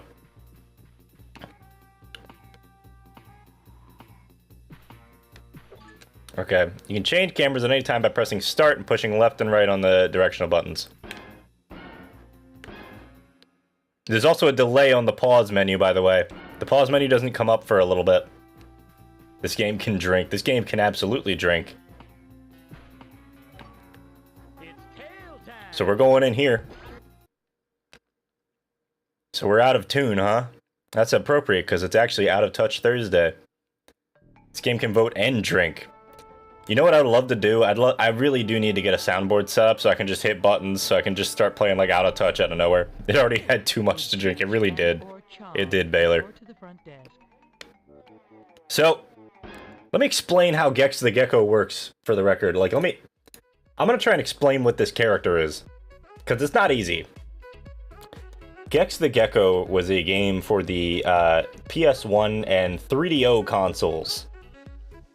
That involved, it was a mascot platformer. It was a 2D mascot platformer initially, where the entire gimmick is that this is a gecko that got sucked into the media dimension, aka into just TV land. He knows way too much about TV. He's basically just a dude who sits around and watches TV all day. So he knows all sorts of random references to TV shows. So his whole thing was referencing random pieces of American media. And so you hear references to things that are like 50 years old. Gex, a game from 1998, references the Flintstones regularly. Everything from the 50s or 60s up until like today, like 98, like modern time for them. It references all of them, and most of the references don't land for me, somebody who grew up watching a lot of that media. So yeah, that's how this goes. Yabba dabba doo! No, it's not even good references to things. It's like shitty references. He's also notorious for not shutting the fuck up. Especially in the older game, in the original. So each of these levels is based off of a thing, and this one's based off of basically like wacky Looney Tunes stuff. Hard head area. Look, I just wanted the gift shop. Yabba dabba don't exactly. Also, this game does control exactly how awkwardly you'd think it would, and it is running at this frame rate. You are not being bullshitted. I would not lie to you like that. This game would. I wouldn't. Okay, so I just can't activate this yet. So the way that you jump higher is actually by bouncing off of your own tail, basically, by doing, like, perfect bounces. It also works as an attack. Also, on a related note, if you like alcohol, you should try gin and jalapenos as a magical combo. I've never had gin before. Also sounds like it would kill you on the way out, yeah. So now, it's Wabbit season, which means the Gex is in a bunny suit, and this is Elmer Fudd. Oh. World as Keith Richards does.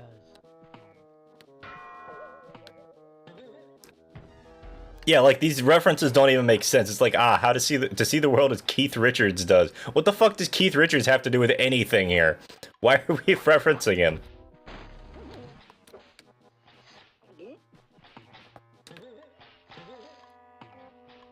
The game's a little quiet. Bunny. Yes. Hold on. I'll turn it up some. Never drank, alcohol scares me. It shouldn't scare you, but at the same time, it's not really that great, honestly, a lot of the time. I like gin and orange seltzer. That sounds like it could be decent. I hate seltzer for the record, but like that actually sounds like it could be decent. Ah yes, that looks like it should deal damage to me. I realize the audio is probably really delayed for you guys, and there's not much I can really do about it, other than just doing this. And hoping. No, that made it worse.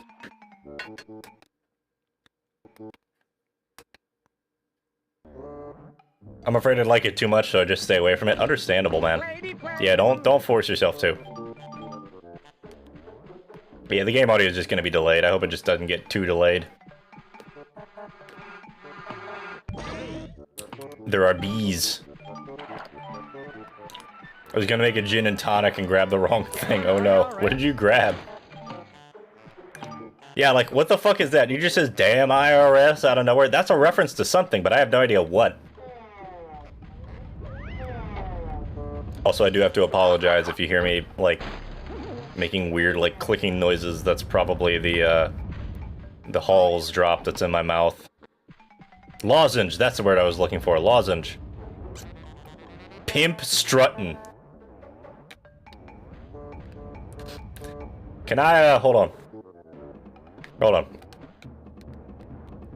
We're not done with this yet. I'm screenshotting this. Based. Hold on. Gex, let me just...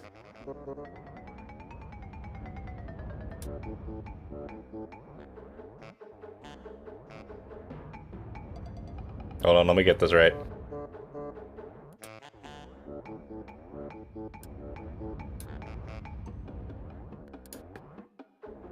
I'm saving this photo. EU taxes, exactly. Also, not gonna lie, this is not one of the best songs on the on the game.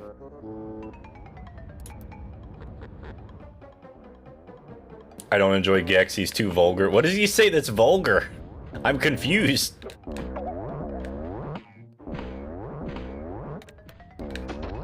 So this dude like perfectly tracks you, and I guess you gotta jump on, or you gotta go under him, yeah.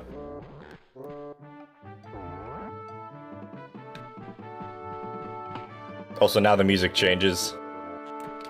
Because now we're in the Western-themed part. So we gotta have adventure-y Western music. I don't know, dude, this game's nonsense. The gameplay's genuinely not awful. Like, I have played through this game to some extent. It's not, like, the worst thing I've ever played. But it's definitely got some issues.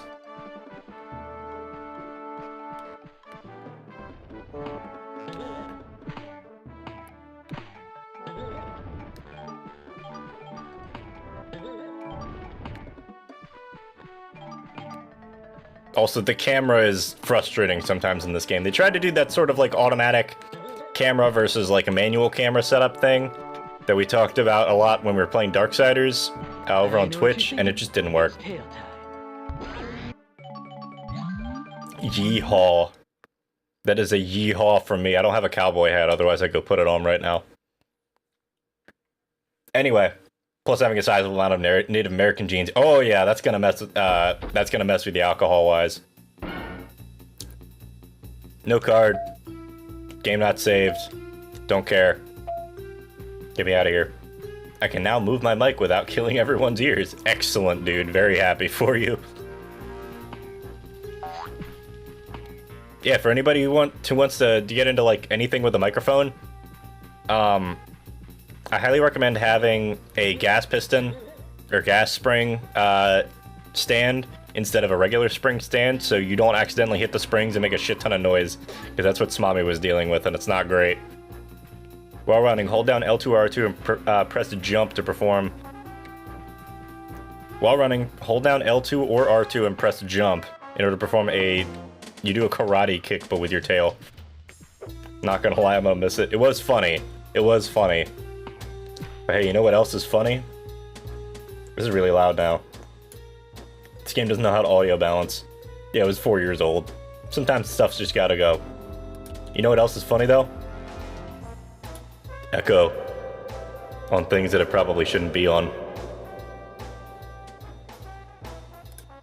Okay. So you need 3 remotes in order to get to the boss. I'm gonna play one more level. So they put the horror level first in this game, and they did that in the last game too. They feel like normally horror levels are like one of the last levels in the game, or like a mid-level. I've never seen another game put a horror level as the very first level in the entire game. Oh, by the way, Gex's quotes are literally based off of the level that he's in. So he started that one with the "Here's Johnny." I'm not doing the boss fight. Yeah, this one. This is the murder house. Also, there's a bunch of random jump scares that happen where they're just like them screaming, but half the time the audio just doesn't work.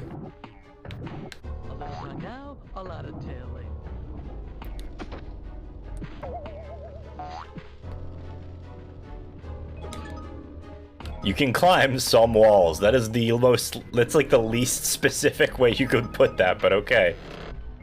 You can climb some walls. Remember I was scared of this one when I was a kid? Was really little, saw my friend play it. Yeah, it's a little bit spooky, genuinely. It's got that old, like, PS1 horror aesthetic, where it's not intentionally horror, but it just kind of ends up being horror. Because of how, like, creepy everything is with, like, the distorting wall textures on the sides, and just all the other shit that you gotta deal with in this because of the low poly count and not really understanding how shaders work and all this other stuff. People like learning how 3D animation works. The wall trying to eat you. Okay, could I have a bit more of a hint? No. No, you may not. There is a wall directly in front of you. There's a wall directly in front of you, and it says some walls can be climbed. And that's it. There's your checkpoint for the level. By the way, every checkpoint in this game and every, like, way of getting extra life is just using a little, it's just using a little, it's just using a TV. Okay, what are you supposed to do here? Are you supposed to flip the light back over to green? That seems like something to do with red light, green light there, but I have no idea what it is. I don't feel like figuring it out. 5 words, take it or leave it, exactly. You can climb some walls. These are toilets that are flooding, which is very weird and doesn't really fit with the horror aesthetic, but I like it. Oh, right, getting 30 of the collectibles gets you an extra life. I think you need 100 of them, or like 50 of them, for one of the secret remotes in a level, which are your, like, other collectibles. This game's just a collectathon, by the way. There's no real goal to any of these levels. You just explore them and get things. But yeah, he just quotes random shit, and it's not even funny. A scary toilet. And then when I looked over, the toilet had moved! Like a half an inch to the left. There was water coming out of it. I am the great mighty Pooh. I'm not doing... Okay, that's one game I might not do on YouTube. Because it's conkers. And also it's expensive, in addition to actually... I would need to go get a copy of it, or otherwise get the copy, or get the Xbox Live Arcade version, which is gonna be hard. Exactly. Can I climb this wall? How about this wall? It just said some walls, so maybe I can climb another wall.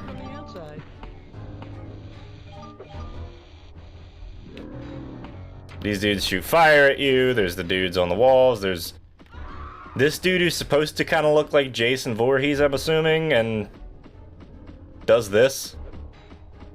And maybe he's Leatherface. I can't even tell. Also, the game lags out when you move the camera in the wrong direction. Honestly, when you're an adult, an overflowing toilet would be scarier. Maybe that's why they put him in. Oh, fuck. Okay, I'm gonna finish this level and then we're done with this crap. Nice, dude. By the way, yes, you can bonk by jumping into a wall by accident. That's a thing you can do.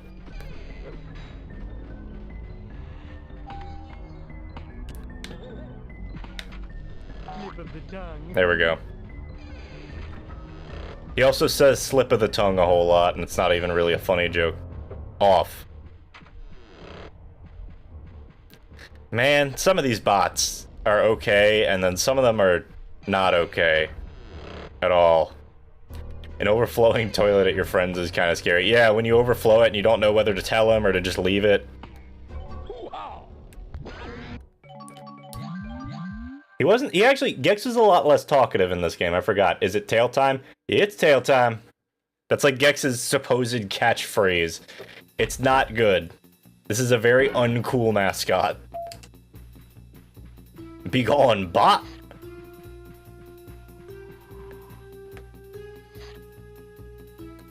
Anyway, that was Gex Enter the Gecko. Yes, he is wearing a suit. That is a joke. It's a James Bond thing, I guess. This game is really bad. Not because it's, like, awful for the time period gameplay-wise or programming-wise or anything. Just because the presentation's abysmal. And also, this happens a lot, and he makes really awkward quotes that aren't really funny. They're funny because they're not funny. They're very... Might be using the word wrong here, but schadenfreude comes to mind. Anyway, that's Gex. Who wants to go play a good game again? Would that be interesting for anybody? Because I'm gonna go play a good game again. And stop playing Gex Enter the Gecko. Let's go play Spyro.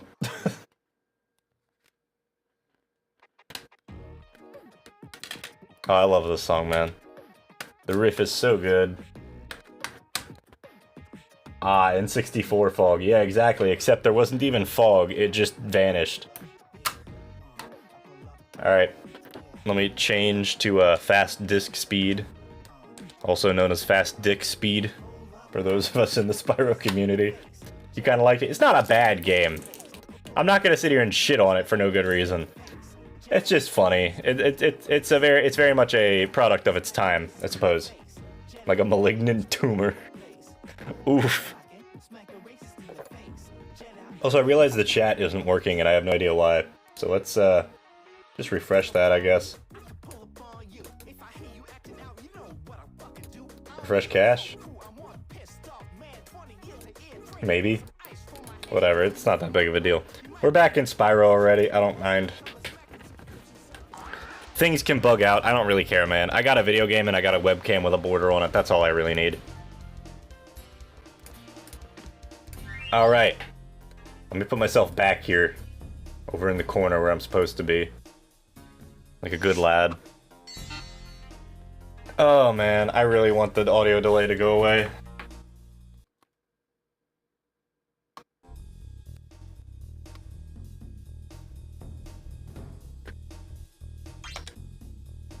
Okay, I'm unplugging everything. Hold on. Input.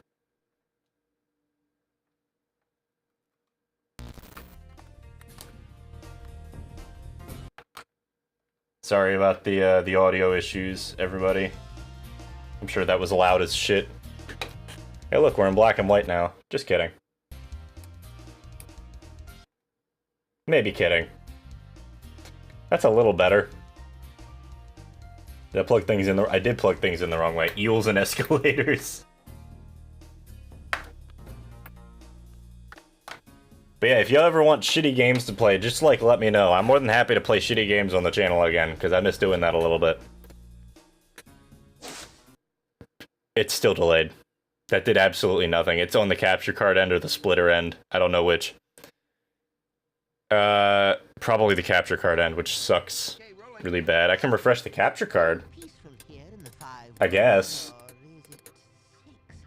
For a dragon's age, we now have 12,000 treasure, or is it 14,000? Snakes and ladders, but SpongeBob, yeah. Character.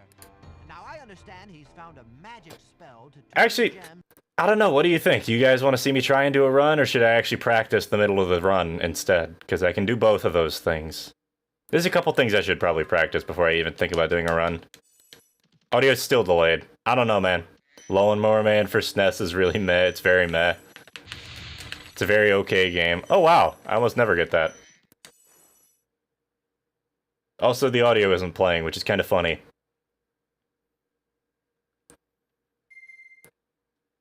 Let's just go to Magic Crafters. Sometimes the audio doesn't play because fast disk speed loads everything too fast, and the game can't keep up. Alright, so how's everybody doing tonight? I know I just already talked about it, but like, anybody got anything good going on? Anything bad going on you want to talk about? Anything interesting at all? Practice makes perfect, yep.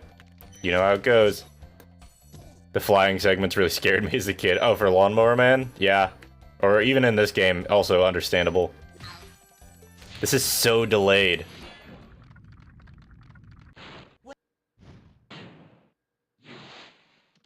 Why is it so delayed for me? I'm gonna look into this. I'm curious now. Here, let me make sure I can actually test this shit. Okay, so it's not delayed for you guys much at all. It's only delayed for me, which is even weirder.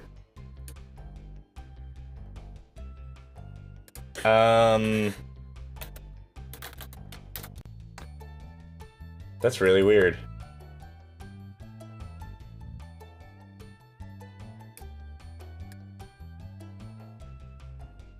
Okay.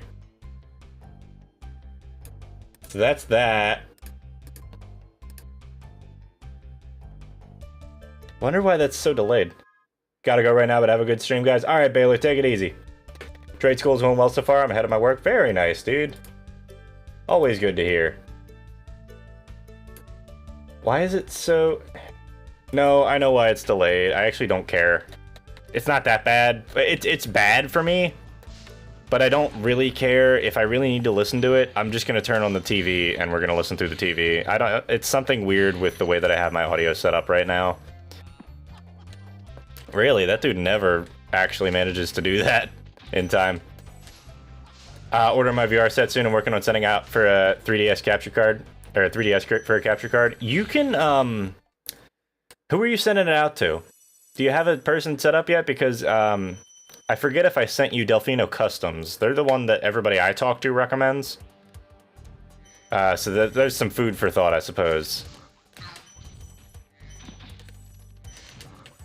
The audio delay might actually be linked to, the way that I have everything set up in OBS, potentially. Maybe. Yeah, Delfino, cool. Yeah, Delfino is the one that I usually send people to because it's the one that I hear the most about and generally don't have problems with. Yee, cool. I was literally just watching somebody use their new 3DS capture card today. They were doing a Pokemon Heart Gold Soul Silver run, which, by the way, that run's really funny. Because there's a couple versions of it, but there's a glitchless, manipless version of the run, which means they don't manipulate the RNG, and they don't use glitches. It's like a 4-hour run, which isn't honestly terrible for a Pokemon game, because you're also playing through, you gotta remember, you're playing through Heart Gold and Soul Silver, and it doesn't stop at the Elite Four, you stop at Red. You have to beat Red in order to call that a finished run. Okay, so, like, it's a long run, and 4 hours is pretty impressive. Most of what you do is actually just use a Gyarados. But there's a couple really fun strats with some of the other Pokemon you use early on. And then you end up with, like, a level 36 Fearow. Can you send a link to them for me? Yeah, for Delfino Customs, no problem. Actually, Queen Rowlet, if you want to do that, toss it in the Discord. Not a bad idea. Delfino Customs do pretty much anything speedrunning or capture card, like, gaming related. For specific consoles. They refurbish PS1 and PS2 controllers, and PS3 controllers, I believe, as well. And they also do 3DS capture cards and DS capture cards, which usually capture through the same slot that the charging port is in. So you have to worry about that a little bit, but it's usually fine. Streaming 4U sounds pretty fun. Hell yeah, dude. Yeah, GU and 4U are kind of like where Monster Hunter peaked for me. I haven't even gone back to Rise much. I'm still in, like, Village basic. I'm in, like, very basic, not in low-level Village. I think I beat low-level Village. But, like, I'm not that far into the game. Yeah, if I go to stream this on a regular basis and we keep having audio issues, I'm gonna just go ahead and leave the TV audio on because this is probably, like, 2 seconds behind. Ish. Oh, fuck's sake. But yeah, DS and, like, portable system capture technology has always been a pain in the ass, which is why the Game Boy player is such a blessing, but it unfortunately doesn't work for DS games, so you're gonna have to, you know, compromise there. You have to figure out what you want to do there. You guys aren't hearing any audio desync with the game, right? I'm well aware that you guys probably don't hear, like, the same sounds that I do. Like, you're not used to hearing, like, every little thing hit, but, like, that thief. If that thief was, like, not delayed for you guys, let me know. Or anything else, really. But yeah, I'm sure you could find people to stream for you. Hell, you could probably find people to stream Freedom Unite with if you wanted to, or GU. But I know people tend to like 4U a lot as well. I'd like to play some Monster Hunter Tri, honestly. Fuck. Game Boy player also does not run a couple games quite right. See, I didn't know about that, actually. Which games in particular? I'm curious now. Just let me stay on the platform, goddammit. This is not that hard of a trick to pull off. It's just lining it up is difficult. There we go. Yeah, having like a 2-second delay on the audio is really weird. It's also something recent that happened, so that's even more bizarre. Let me check my audio settings again. I hate doing this shit on stream, but we're gonna do it on stream.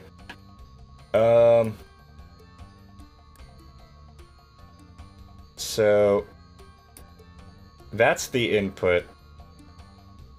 It's coming in through the OBS monitor. I suppose there's an easier way of doing that.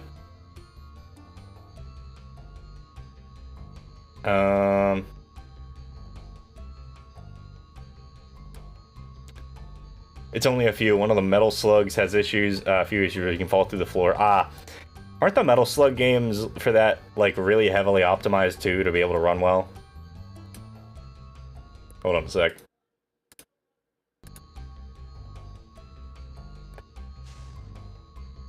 That didn't fix it. So it's something to do with, like, the... Okay, you know what? I have an idea on how to fix this.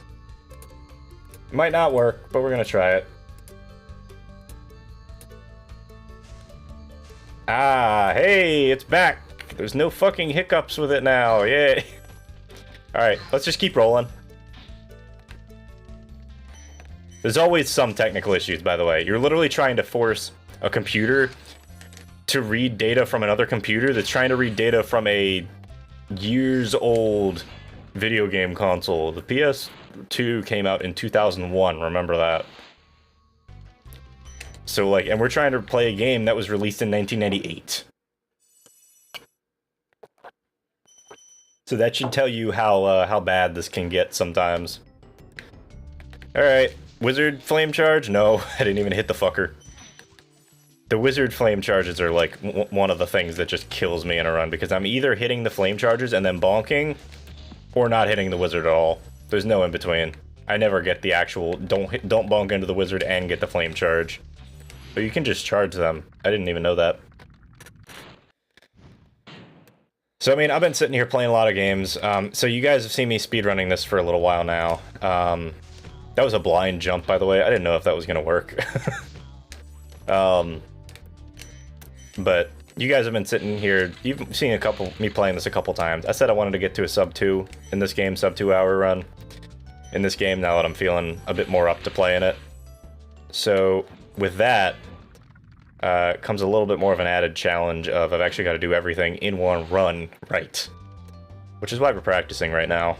But there's honestly, like, pretty much any time you play this game, there's a chance that things are just gonna go wrong. Like, really bad. That was terrible. Pretty much any time you play this game, there's a chance that, like, little things are gonna go wrong and it's gonna throw off your entire run, which is a bit unfortunate, but it is what it is. How do you do that bit? Okay, so, long story short, those firework chests up there are really slow to hit, or otherwise you have to use, like, 3... you have to use a bunch of, like... You have to wait a ton of time. There's a couple reasons you don't want to do that there. Long story short, you don't want to do that.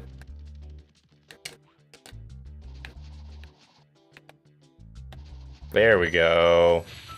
And I still missed it, because I am bad at this. But that's fine. I'll figure that out eventually. And long story short, it's really slow to do that. That way, if you can hit them with the supercharge from there, then you actually don't have to worry about either waiting to flame them and then waiting for them to blow up, or just charge. You can play WarioWare Twisted in the Game Boy player. That you can. I don't have WarioWare Twisted. I've never... Well, no, that's a lie. I owned WarioWare Shake It for the Wii. It was really more my brother's game. I was never super into the WarioWare games. Not that they're bad games. I think they're wonderful. But I just miss Wario Land, man. I want to go play Wario Land 4 again. I miss this shit. It's fun. Also, bike caves.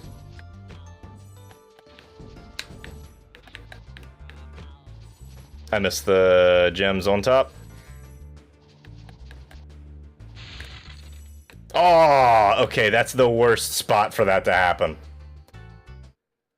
That fucking sucked. It's extremely impractical. Yeah, I can imagine. I mean, like, that's the fun part, though. Wario World is alright. Yeah, Wario World's a good game. Wario Land is a good game.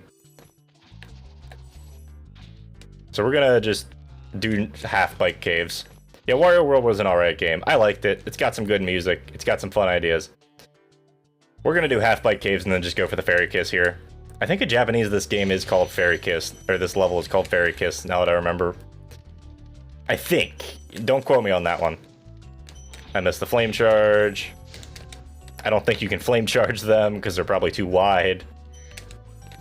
Wide spider walking, or beetle, or whatever that thing is, whatever you want to call it. It looks creepy. Those things used to freak me out as a kid. I had nightmares about them. That was another fun thing about the PS1 era. Obviously, as a kid, you tend to, like, your mind tends to, like, imagine things anyway, but the nice part about these low-poly graphics is that a lot of the time you had, like, vague suggestions of what something should look like. And so it's really interesting as a kid when you see something and then you go back and look at it in the actual, like, when you see something in a game and you interpret it as something else because that's what the game designers wanted you to interpret it as. Like, they were trying to create something that looked abstract enough to represent something, but you could still understand what it was. Because of hardware limitations and all that. Like, Spyro genuinely doesn't have that many polygons on him. It's like a couple hundred, I think. It's a very low poly model. There's just some good texturing there as well, and so the game looks good. But like, if you go back and look at like a lot of those older games from when you were a kid nowadays, a lot of the time those games will look just way different than you remember because your brain was interpreting things differently and you were like imagining these things. I know I'm just talking out of my ass here, but like, you know what I mean. I think you guys understand what I mean. Wario Land VB was the best game on the console. It definitely was, from what I've seen. I haven't actually played it, but it definitely seemed like it. Okay, so now we're going to do a fun little strat that I'm really bad at. So you hit that witch right there, and then you have to come all the way around here. Witch, wizard, I don't know, whatever you want to call them. The thing that you hit that gives you the gems. They're an enemy. You have to, like, basically use an unintended strat to get all those gems from there. Did I get both of them? I don't know if I did. Anyway, off to Wizard Peak. And this is a pretty chill, like, casual practice session, honestly. Once I like get a better feel for how these levels go, I'm gonna be doing a lot more. I don't want to say focused. I'll still talk with you guys, but like a lot faster runs. I'm gonna be a lot more like really actively pushing into everything and like trying to do like the fastest strats possible. You need to pretend like you're Barry from the Gen 4 Pokemon games. I don't remember what you do here. Right. Okay. Sorry, I have like 3 routes in my head for this level because when I started playing, they were just discovering some of these newer strats for this segment, or for this level. Yeah, and a CRT changes with a lot of these older games as well. Like, the CRTs look way different than what you're seeing right here even, although these are probably a pretty good interpretation of what everything looked like. I don't know what happened there. I think I flopped off the wall by accident.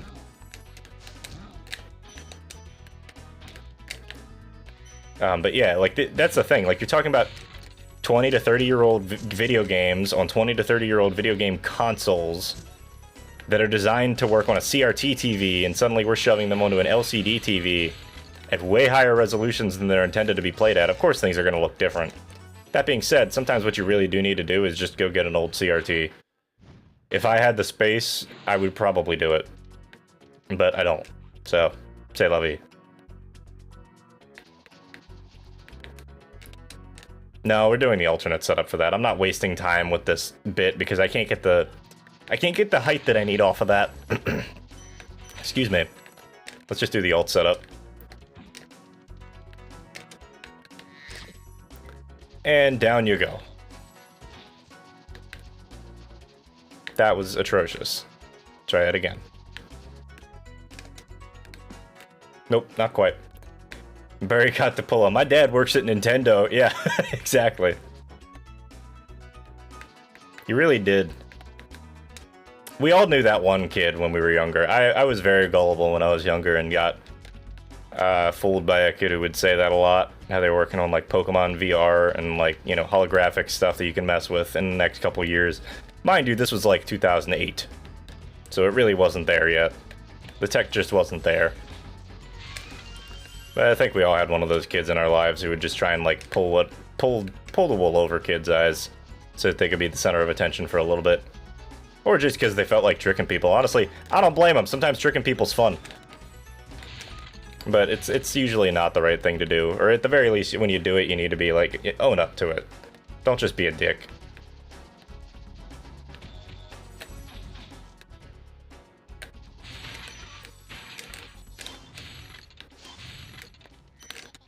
I need to start over on the right side of that platform when I jump on. So this is a death abuse. It does make sense why he's so adamant to prove himself in that context. Yeah, exactly. I think that that's pretty good character development. Because what it shows is that Barry is like trying to work himself up to something. He wants to prove that he's a good Pokemon trainer so he can live up to what his dad does, which is basically kick everybody's ass 24/7. It actually would have been faster to stop supercharging there and just charge normally. This shit's always a little bit spooky, but realistically in this game, once you understand your movement and are like confident with your button inputs, you very rarely fall in this game, unless it's intentionally. Hexes from Fern Gully, Pog.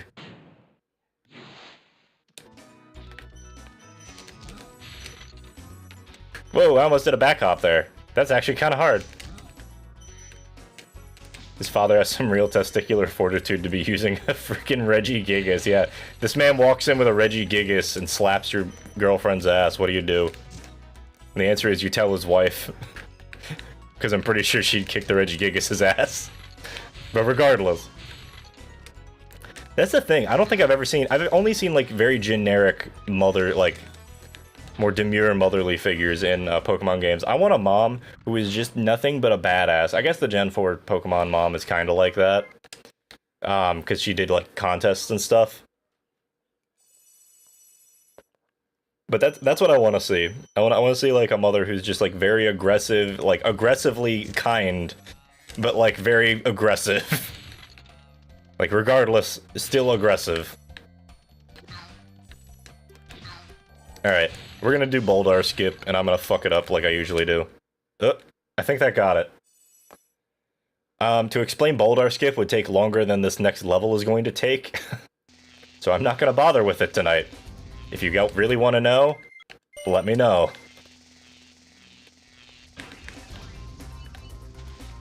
Also, yes, if you do fuck up that turn, you do have to reset. Secretly the champion, yeah. That'd be great if your mom was the champion and you somehow didn't know that. Like, she just, like, kept everything Pokemon away from you. That actually could be a pretty interesting plot point, huh? Like, why would your mom keep everything Pokemon-related away from you until, like, you decided you were going to go off on a Pokemon adventure? Does your mom let you go off on a Pokemon adventure? Is your mom ever home? I want somebody to model AD from the Resident Evil Village into the game as my mother. That's not what I meant by, like, aggressive, strong woman. But sure, I could get down with that. I would love a mod that does that. Get, like, a Pokemon ROM hack. Where it's just Resident Evil Village, but with Pokemon. Like, the most non-sequitur thing you could possibly do.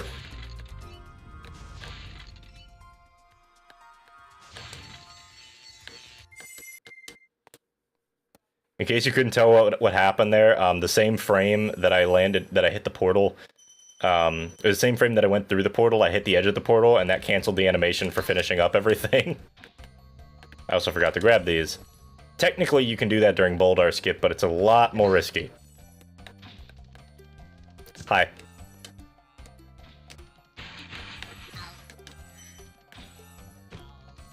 Gonna grab these over here too, because these kind of suck to grab later on. Honestly, I keep saying it, but, like, I think the best Pokemon ROM hack that I can think of is still Renegade Platinum. It's just good, man. Anybody who wants a good Pokemon game to play, like, Renegade Platinum takes Platinum and just makes it harder, but better. It makes it genuinely more fun, you get more chances to mess with your EVs and your IVs, and train your Pokemon up, and, like, you get way more choices. You can basically pick every Pokemon from the Gen 4 games back by the time you reach post-game. There's a cycle I can try and catch here. I'm not catching it. I'm being slow. If I was in the middle of an actual run, yes, I would try and catch that. No, I'm not bothering with it right now, because if I try and catch it, I'm probably going to flop into the water and die. And that sounds a lot less desirable to me, not gonna lie. By the way, you can't charge those druids, despite being able to charge every other druid in the game. I bring this up every time I do this level. because the amount of salt I had over that bullshit, where I would go to actually charge into one of those dudes and it just wouldn't work inexplicably, was incredibly frustrating. That didn't even hit.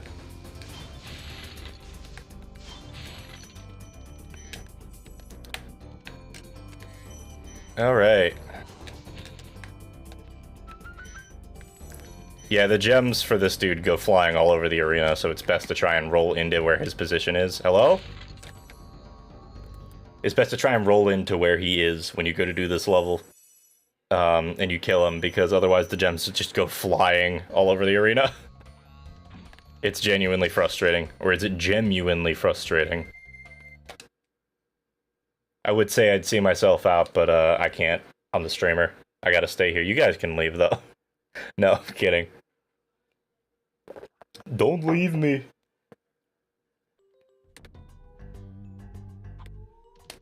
Man, I'm on a roll tonight, huh? Not with the game, just the jokes. Like, that was terrible.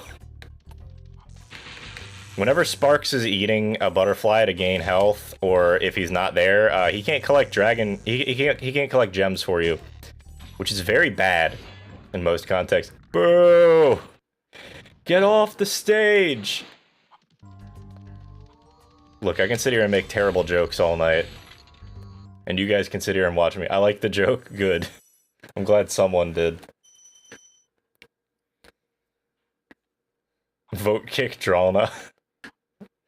I would love to set that up like as a bot command that can only activate like once every like 3 weeks or something. Somebody in the chat, like, it'll pop up a message that says, "Hey, you should try this command," and it's just like immediately stops the stream entirely. You guys can vote to kick me off my own stream. It had a certain je ne sais emerald. Je ne sais quoi?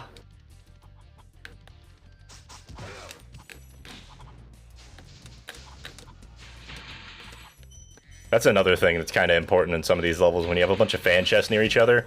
Especially, it happens a lot in this world. Getting a bunch of fan chests next to each other, you really need to be able to set Spyro up in such a way that he can actually hit all of the fan chests with a single flame. Otherwise, you take twice or 3 times as long, depending on how many fan chests are there. I'm gonna let this dude play. Watch out, Spyro. The Norks in these parts have discovered the power of electricity, and it really stings. So, the joke with this world is that you're supposed to, like, all the dragons are, like, from the middle of the swamp, and they have a really thick, like, Cajun Louisiana accent. That's probably the worst one, by far. I'll let another one play out for comparison. By the way, one of the best things you can do in a speedrun is to go really, really fast for a majority of the speedrun, and then inexplicably stop for a really stupid cutscene and just watch it play out like nothing happened.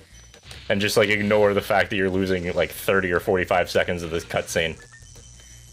It's so eerily quiet. Is it? God damn it. I can grab that on the way back out. Hit this dude. I can't grab that on the way back out. Boom, power noises.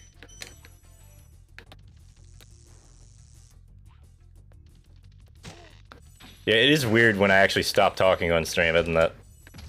Speedruns are probably going to be the one thing where I do stop talking on stream occasionally, because I do need to focus. Yeah, no background music, it's just Dragon. Good job, Spyro. One day you'll be able to tell all the dragons about your amazing adventures. Sure, but what I'd really like to do is get out of this swamp. And this used to be such a nice swamp. That's legit what one of the dragons says. It's genuinely a funny line.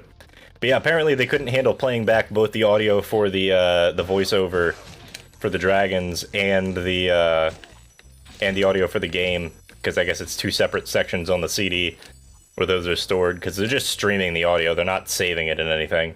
So they would have had to bake in the audio for the cutscene into the dragon, which I think they did on a couple of them, but not many. They might have done it on, like,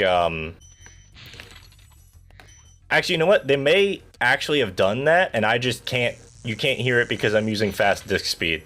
So things are loading too quickly, and it can't get the stream, the like audio stream for the background audio. What the fuck am I doing? What am I doing with my life?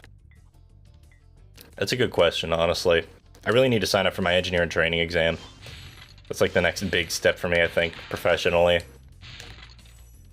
That's what my boss recommended. That's what I've been meaning to do for a while.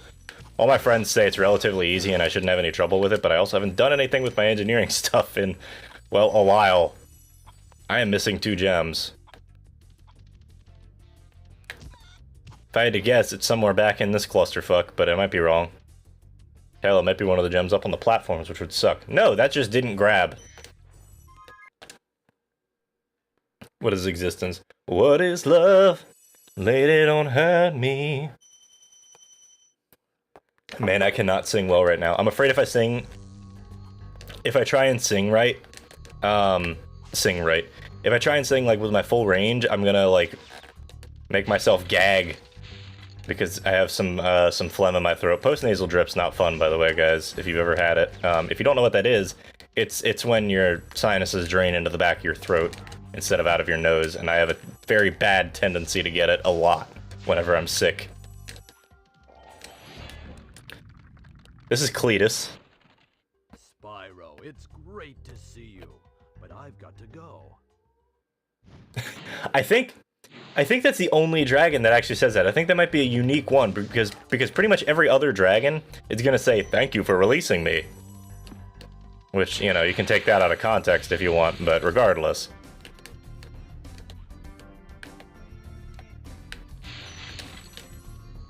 That was actually pretty clean. Oh no, hope you get better soon. I got what's probably COVID, Bree. But hello, Bree. How you doing? Cletus Cassidy. My name's Cletus. But yeah, I got what's probably COVID. Honestly, it's not really affecting me that much. A slack-jawed yokel? Well, I can talk like this all day, but I prefer if you didn't insult my my associates. Terrible fucking accent, but you know how it goes. I had to learn that from when we did the Colonel Sanders dating sim, for the record. Not that I'm terrible at it initially, but I had to like relearn it. So there's some wonky ass strats you can do in this level if you're real fast. I'm not doing them because they suck, and I'm really bad at them. Also, if you mess up the timing like at all for the early level, then you're not getting it. But yeah, I've got what's probably COVID. It's not. Oh my god. Okay, that sucks. We're gonna retry that.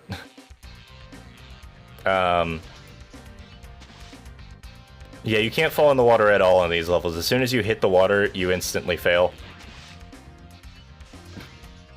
I was trying to be. I was trying to be smooth about it.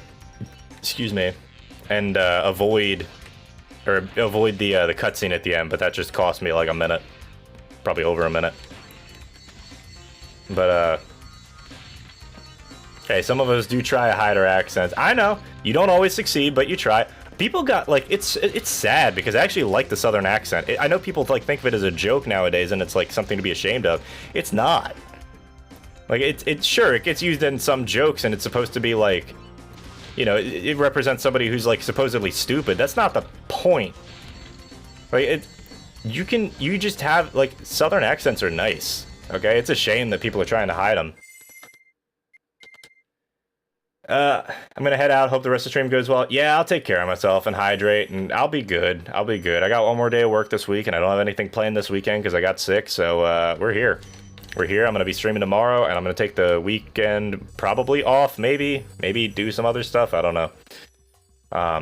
Glad you're not feeling the symptoms. Yeah, I'm barely feeling anything. I'm just, like, tired and have post-nasal drip and a sore throat because of it, and that's kind of it. I'll rest up, trust me. It's only, what, 8:30? Yeah. I'll grab food in a little while. I did technically have dinner. I had oatmeal, but, like, I don't know if that's really filling me up enough right now. Wow, you want to talk about good movement? Let's go. Shout out to these trees that are fucking terrifying. Especially when you were a kid. These things were awful.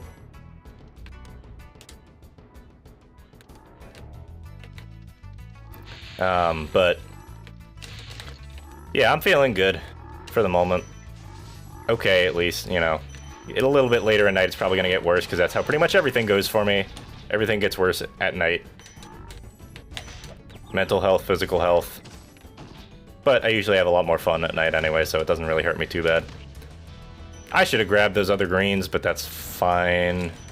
Technically, you can flame charge the boars, but it's a little bit spooky to do with green sparks. Fuck. Unfortunately, the stereotype of being stupid or an unsavory person, I've kind of stuck. Yeah, it's really unfortunate, because, like, I think that Southern accents are fine. Like, sure, there's the stereotype, and there's the joke about it and all that, but, like, Southern people aren't necessarily stupid. They're usually pretty intelligent people, from what I've met. Like, they're not always, like, the most well-educated, but they've got, like, some sort of smarts in some aspect or another. They've got their wisdom.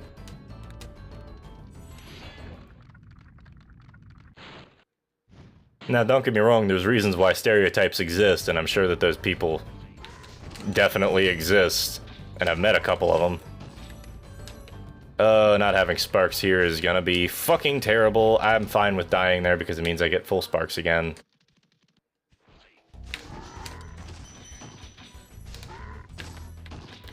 Yes, you can flame charge the frogs. I recommend flame charging the frogs instead of charging them, because there's a decent chance that when you go to charge a frog, if you don't charge in a straight line, the frog's gonna kill you. Or hit you, at least. Come on. Stupid pig. He's supposed to kill these dudes for me. He decided he wasn't gonna do it today. He's a little shy. It's been a while. Actually, I think this is the first time I've ran this level in, like, forever, so fair enough. Here's Bubba. I'll tell you what to do with those creatures. Oh, there's the audio. Spyro, stamp them out They as did bake it into some of them. The problem is, that's not the audio for this level. That's the audio for Ice Cavern in the background. We are dragons after all. We have tried to move away from the issues we've had in the past. Yeah, exactly. No, I understand. Like, I'm not gonna ever shit on people for, like, things that they didn't do. I'm not... People should be held responsible for their actions and basically nothing else. You should not be responsible for your ancestors' actions, ever. And that applies to both ancestors as in, like, you know, hundreds of years old, and ancestors as in, like, the dudes who were your parents or your grandparents. Alright? As long as you're making an effort to do better for yourself, that's what matters. And you just don't be a shithead to people, man. It's not hard.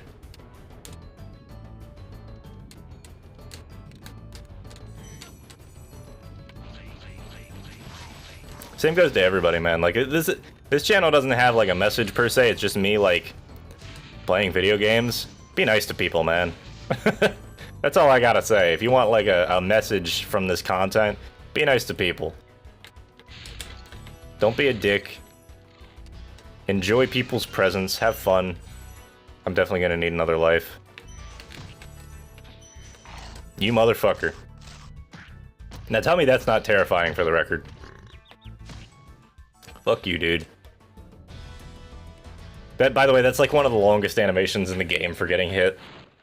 So it kind of really sucks to get that in a run. Actually, you know what? We're letting Attack Frog Man play out. Or Attack Frog Dragon.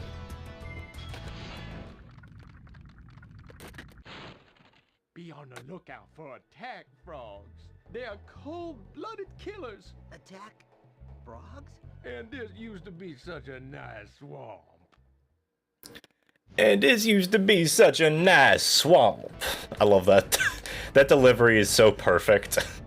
It's not good, but it's perfect for what it is, which is basically this game's like trying to play a Saturday morning cartoon as a video game, so it works pretty well.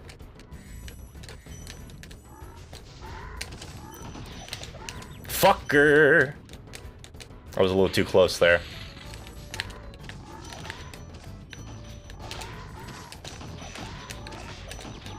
Welcome to, everybody calls this Guantanamo Bay. I've talked about this a couple times, but, yeah. This is a terrible room.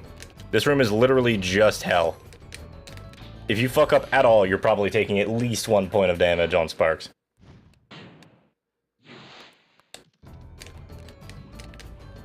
Alright. I'm thinking, so, my goal for a run is 2 hours, which means I expect my runs to probably be about 2 hours, 15 minutes. So if that's the case, what I would say is that I probably wouldn't want to start a run right now. As much as I would like to, I shouldn't. Because that means I'm spending at least 4.5 hours, almost 5 hours on stream. As much as I would like to do that, I should probably try and rest some tonight. Monkey. Can I get a monkey in the chat? Fucker.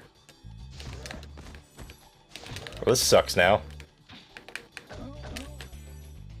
Hold on a sec, Walker Pierce. I will read that message out in a minute.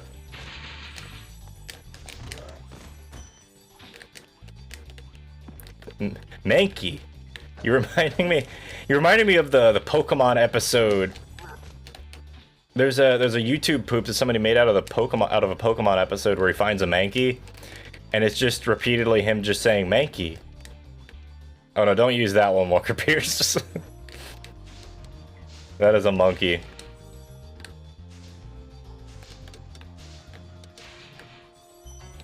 I don't know, dude. Too many things are making me think of NFTs recently. Which, by the way, never get into NFTs, and the reason for that being, you're not buying art, whatever they may tell you. You're buying basically nothing, and then they're giving you a receipt that looks like a piece of art that a machine generated. But on the religious people are mean front, we're doing a lot better. Has mellowed out a lot recently. That's good. It's one of the only real issues here we have is we almost compulsively archive history to a degree regarding aspects that a lot of places do not like. Yeah. I'd say it's good to know your roots. Okay, there's nothing inherently wrong with that, but I think that there's a very heavy emphasis on, especially in the American South, on archiving like everything possible and keeping all your history alive, and that's not. It's okay to be ashamed of things. It's okay to not want to talk about things, and I think more people need to realize that. Did I get that blue? No. So the reason I'm not worrying about sparks here is because most of the gems that I pick up here are chargeable or very straight lines. So I don't necessarily mind that much right now. It'll get to be a problem in like right about here. But I'm also taking a death abuse in a minute, so I think it's actually probably faster to not bother with it and just do everything spark. So stop talking about Vor in the chat, goddammit. How many times do I have to tell you guys? You stupid bots, stop talking about Vor. For anybody who wants to know what I'm talking about, if you're watching the VOD, there's bots that come into the chat and they spam like random URLs, but they're always typed out wrong, and so you get stuff like vor.ong. I know exactly the video you're talking about. Oh, the Mankey one? Because that's funny. Why am I doing this? I just like completely fucked up the route for this level. Yeah, there's like bots with Russian names coming in. Yeah, Walker Pierce knows the video I'm talking about, which is bizarre because I didn't know anybody knew that video. That video is old as shit. Is it like an old Smosh video or something? Something College Humor? I don't remember. Oh, I missed the thief. Fun fact, all these dudes are set to wake up, but they're set to wake up as in, like part of an animation cycle, or like an animation sequence where only one gorilla only starts waking up when the other one starts waking up. So if you keep one of them from waking up, then the other one just doesn't wake up. So their AI never activates. I'll check that video out in a minute, Walker Pierce. Like, I know the video that... Like, I know that you know the video I'm talking about because it's a very specific video, but I know nothing about it. Don't fuck up, don't fuck up, don't fuck up. Okay, I fucked up. That's fine. I'm doing this the right way. I'm doing this my way. So, this is a strat called Stone Knot, and it's a very important strat for routing this level. This strat was found, I don't know, probably about 6-7 years ago. It's a pretty old strat now. Where you basically just use the side of that, like, tree stump that's a part of the level geometry to ramp yourself off of with the supercharge and get up here. Okay, let me check that video real quick. Yeah, it's a Smosh video. Okay, cool. Thank you for finding that, Walker Pierce. Although it looks to be the Spanish version of it. So there's a couple ways you can get up here. That's probably the easiest. That is not intended for the record. You're not supposed to be able to just charge up the side there. It was just for any potential future VOD watchers, yeah. I know you guys can see the live chat off on the side. I think it goes away after like a month or two. I cannot death abuse here, so I shouldn't do that. Although I don't think that there's a death abuse in this level. There may be one... I may die, and then game over, and then that sucks because it's in homeworld, and I have to go all the way back through the homeworld.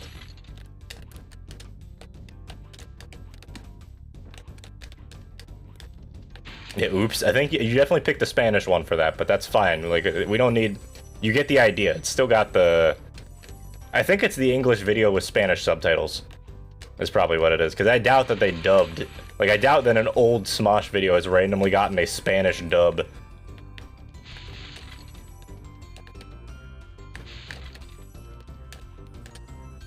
Another wall glide that saves, like, not a ton of time there, but you don't have to go all the way back up across the bridge or take damage, so... It's pretty good. No habla español. No española. Española está otra. No, not otra. I never remember what something else is. No hablo mucho español, pero poquito. Solo poquito. That was really stupid. That was incredibly stupid of me. Arguably grabbing that butterfly was stupid too, because that fucked up my routing on a couple things, but it's fine.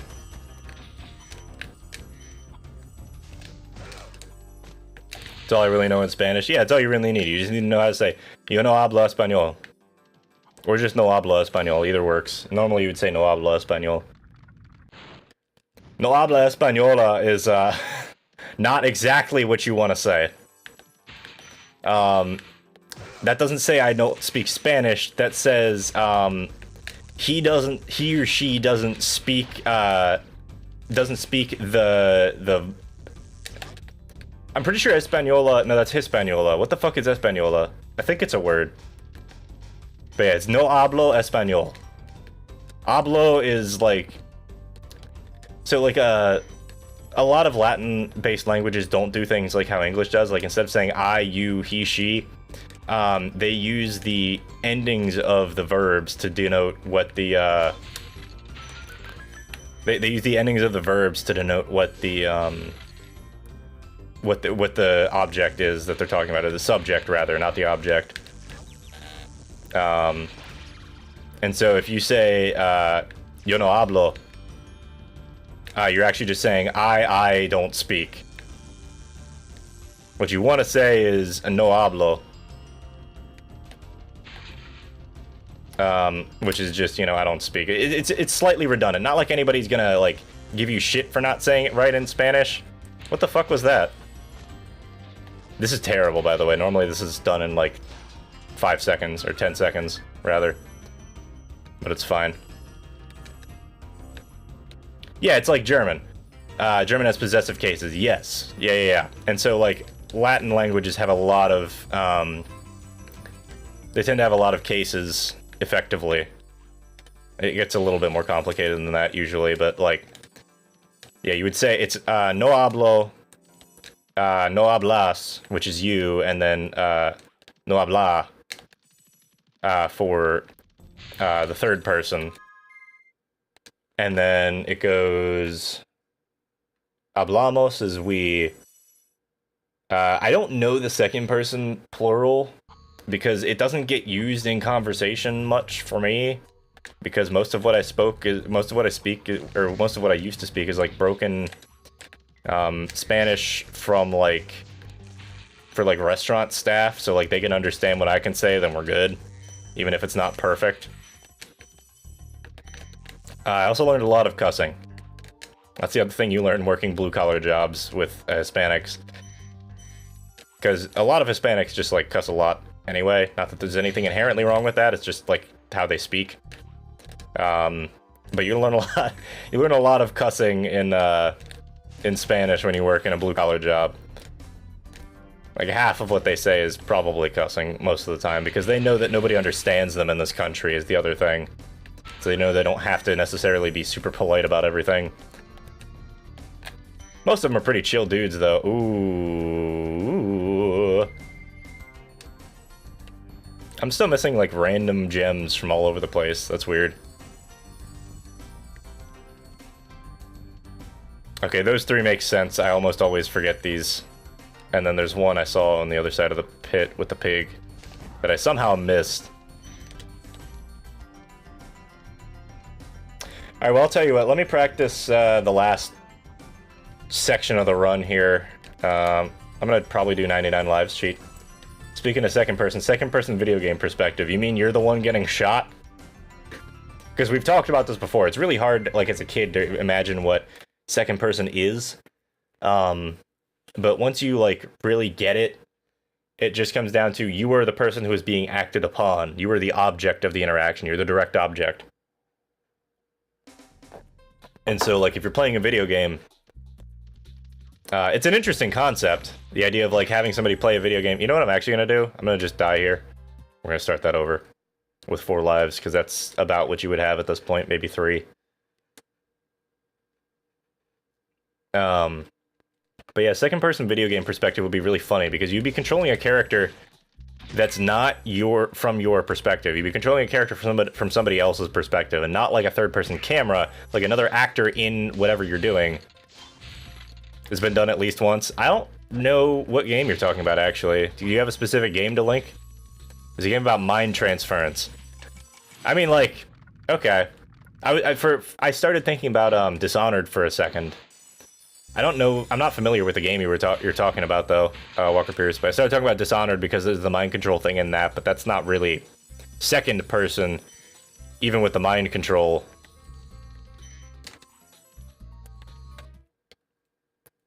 So theoretically, you're supposed to leave those blue gems for when you do the wall glide, the attempted wall glide across there. That saves like a second, and probably you die during it, so it doesn't really lose much time anyway. But I'm just not even going to bother for it. I'm just going to dive off the cliff at the end of this, probably. Because I have the extra lives now. See, that means I'm getting good, because that dude used to be on the other side of the room chasing the fairy.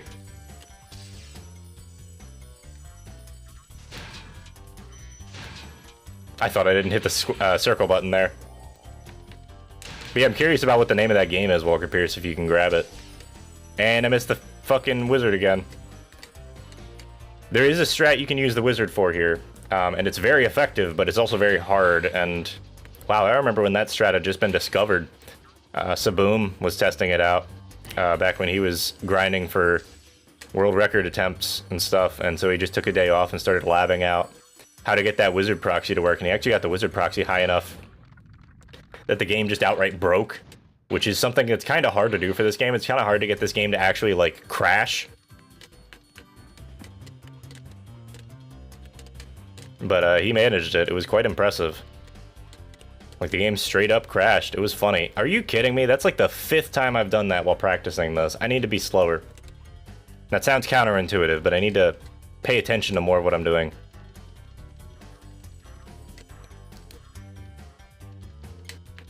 So you can reset these dudes. They just, like, go back down if you leave the room and head to a certain checkpoint on the floor. I don't know exactly where it is, but it's nice to know that you can reset without, like, resetting the whole level.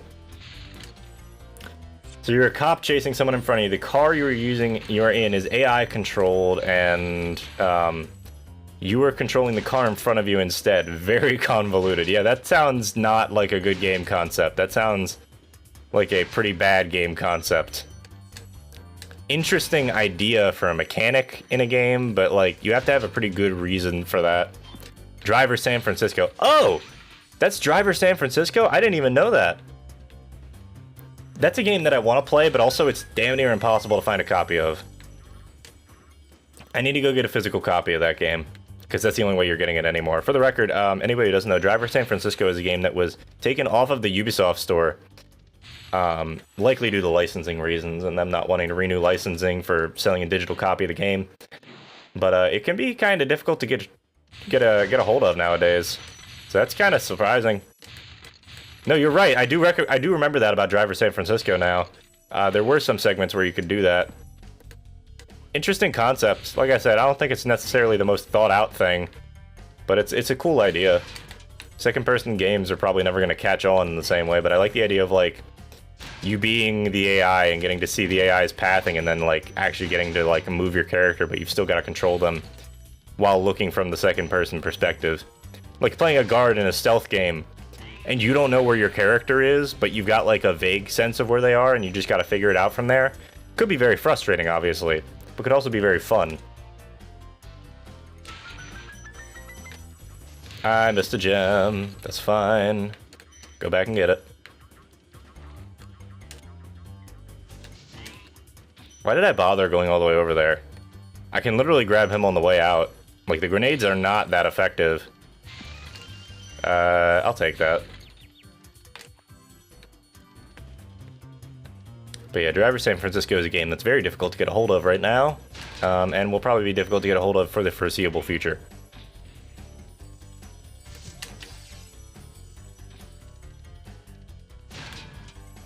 That's what a good flame charge on those look like. I think there were a couple other games that dabbled in second person, but not to the degree that Dabber San Francisco. Not to the degree that Driver explored it. Yeah, definitely not. Very interesting game overall. That's the strat for the flame charge on them. Can I hit one of those fodder, please? Man, sometimes you commit to something and it just doesn't work.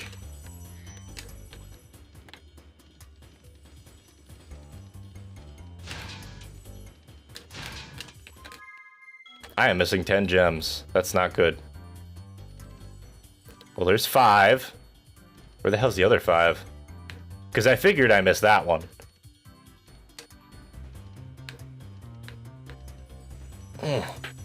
Man, my shoulders are stiff. Oh, I just didn't get the gem out of the fan or the fireworks chest like an idiot. Okay, that was easy. Easy solutions, guys. That's what we're looking for. Alright, so we're gonna finish this up, and I think I'm gonna call this stream.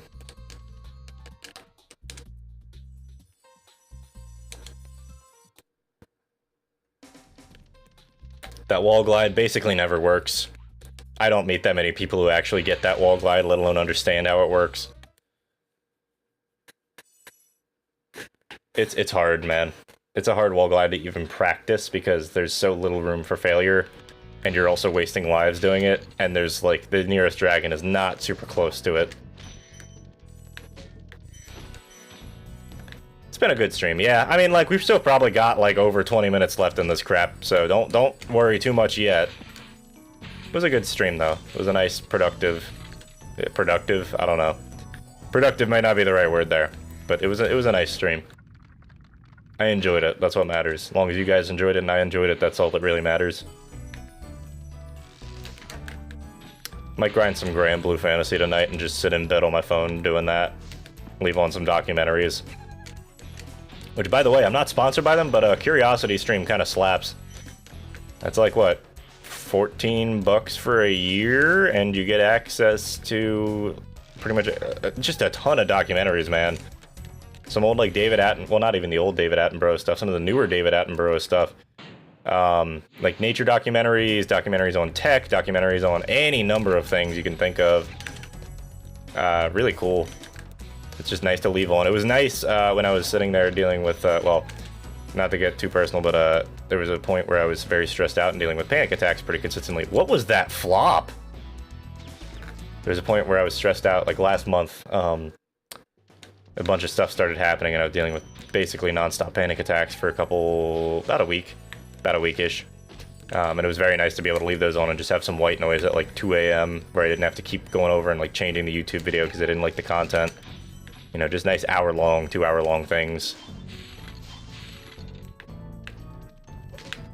Oh, damn it. So, I think what you actually are supposed to do with that charge there is you're supposed to kick the shit out of the You're supposed to, like, basically get that turtle to, like, try and shoot you and miss, and then hit its extended neck while turning to grab both of the turtles within the same charge, because otherwise one of them's gonna hit you. Like, straight up. If you ever get really bored, that Garfield documentary I shared is wild. Yeah, there's a lot of weird shit on Garfield. That one is, like, not necessarily super top priority for me. Yep, turtles, man.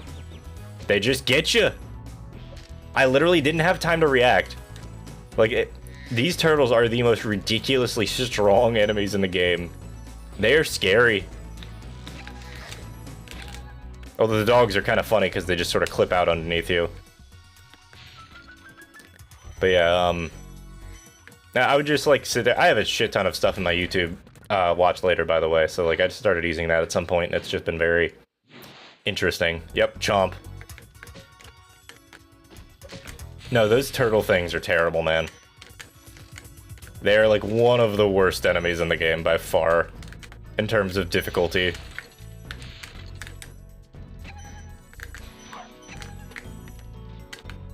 Dog. Reminds me of an alligator snapping turtle. Yeah, a little bit. I mean, there's just supposed to be, like, weird dream creatures. Like, this is the Dreamweavers. It's the land of dreams, which is why everything can transform and do all sorts of weird stuff. They did a really cool job with, like, presenting this world, I think. It's also very difficult. It is the last world before Nasties, but, like, it's very difficult.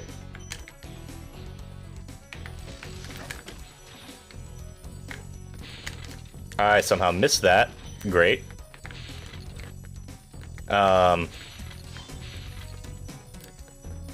But what was I getting on about? Oh, right, Curiosity Stream. Very scary animal, yes. Alligator snapping turtles will just take your entire hand off with, like, a bite.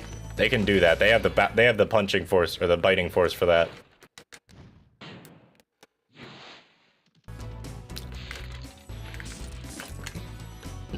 Oh, man. That's that, post-nasal drip if you saw me gagging there. Fucker! It's okay, I don't really need sparks for this segment. Wow! Okay, you know what? He wins that one. I'll give him that. Congrats, dude. You fucking sniped me. Holy crap. Okay.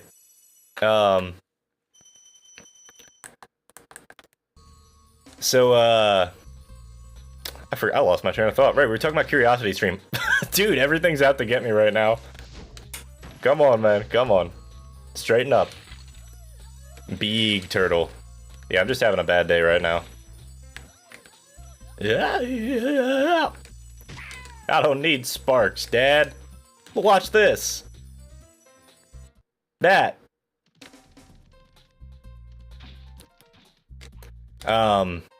Yeah, Curiosity Stream is very good for the price if you guys just want some old documentary to throw in, and some newer ones as well. It's a lot of more modern stuff too, like they keep their content up to date.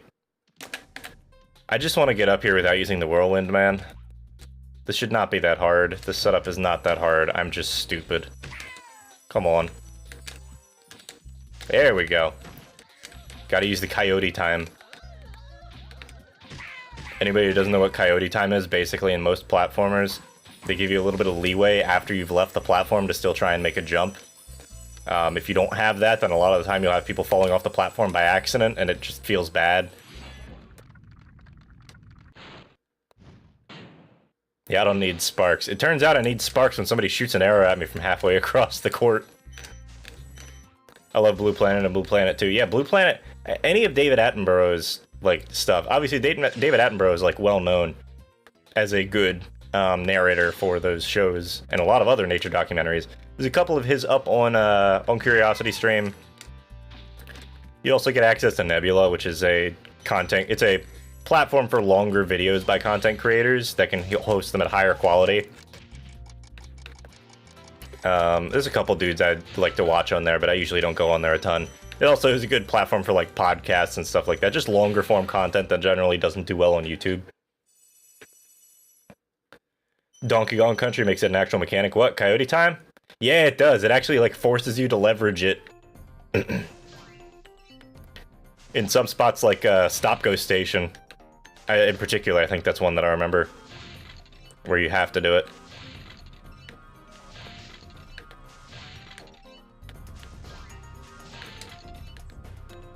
Yeah, there's my stomach getting upset because of all the post-nasal drip. Okay, fine. We can do it this way. There goes my entire cycle routing, but that's fine. We'll make it work.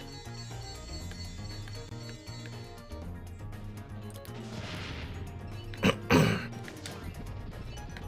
don't know, maybe it didn't mess it up that bad because nothing was actually in the render distance. Man, this post-nasal drip fucking sucks. I need to go blow my nose after this level.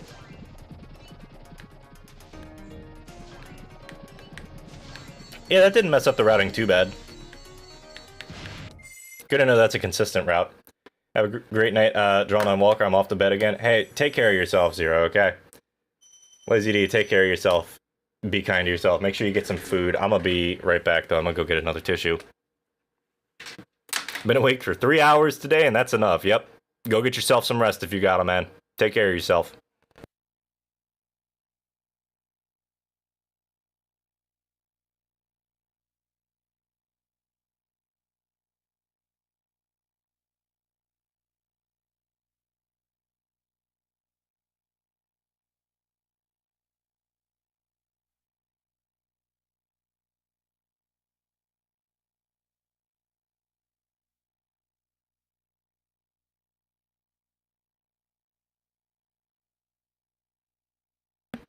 Blech.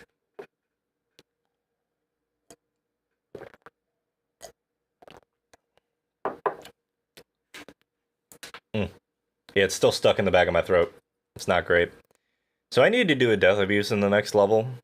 But I don't have... I don't have any lives. Wait, I don't need to do a death abuse in Lofty. I just probably am going to die. I should specify that. One of these days I want to track down one of the workstations that was used to make the country games, use it to learn 3D modeling. I feel like there's better workstations to track down to be doing that, and some of the late 90s workstations would probably be a better idea. That being said, there's definitely better options out there. Hell, you could just pick up Blender. I know Blender looks like a lot, but after having used it to animate my model, like, it's pretty nice, actually. Like, it's not super difficult to work in. It's not, like, ultra straightforward, but there's so much documentation on it.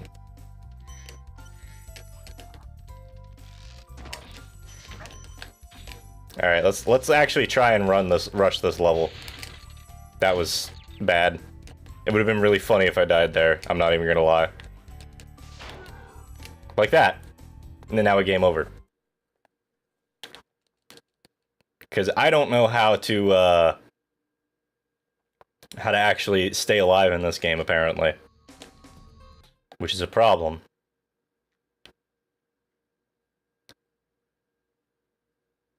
I was just wanting the novelty and inconvenience. Yeah, that's fair. No, I totally get, like, why you would want a retro workstation like that. Like, there's a bunch of really cool stuff about those things, but, like, there's definitely better options for learning 3D modeling. If you just want it for fun, though, by all means. I don't need to go over here anymore. I don't want to play with you anymore.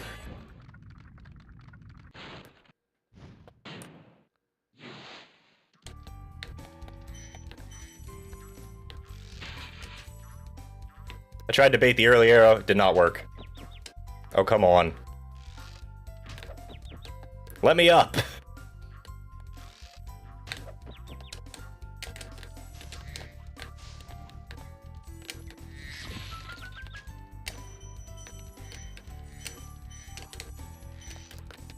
Getting cleanup in that area is really hard. If I get a good first try launch up there, then I should be fine, but I just haven't gotten it yet.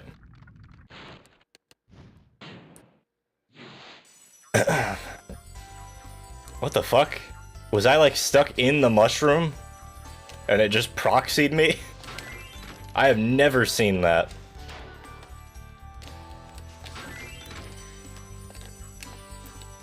That scene terrified me. Yeah, it's a scary scene in a movie. The I don't want to play with you anymore thing. It's scary. It's a fucking nightmare scene.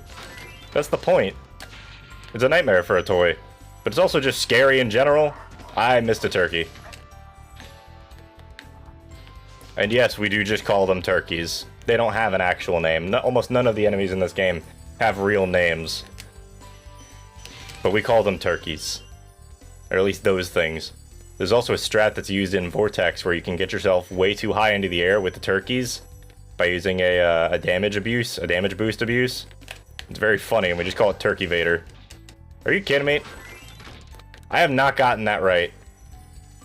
The entire... Like, I haven't gotten that right since, like, 3 days ago. It's not that hard, man.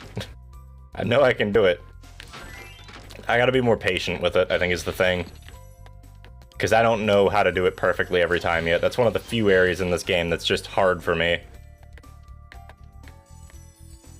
Like, getting all those in one run is very difficult. All the arms and then the abandonment. Yeah, when I was a little older, the abandonment. There's a lot, man. There's a lot in that scene. When DreamWorks wants to do a good job with a movie, they do a good job with a movie, usually.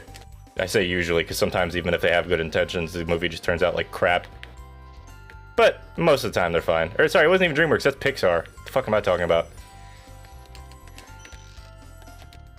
I was talking with people in chat the other night, in another chat the other night, and we were talking about Shrek.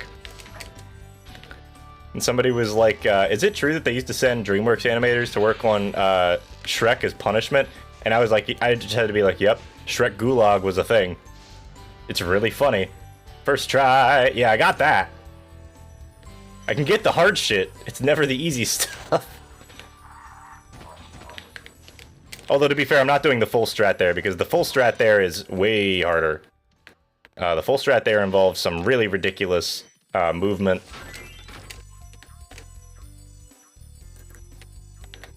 The full strat... It's one dude running all these bots. Anybody who's looking at the chat, like, it's one dude who's running all these bots, I can guarantee you, because they're all looking into the same thing.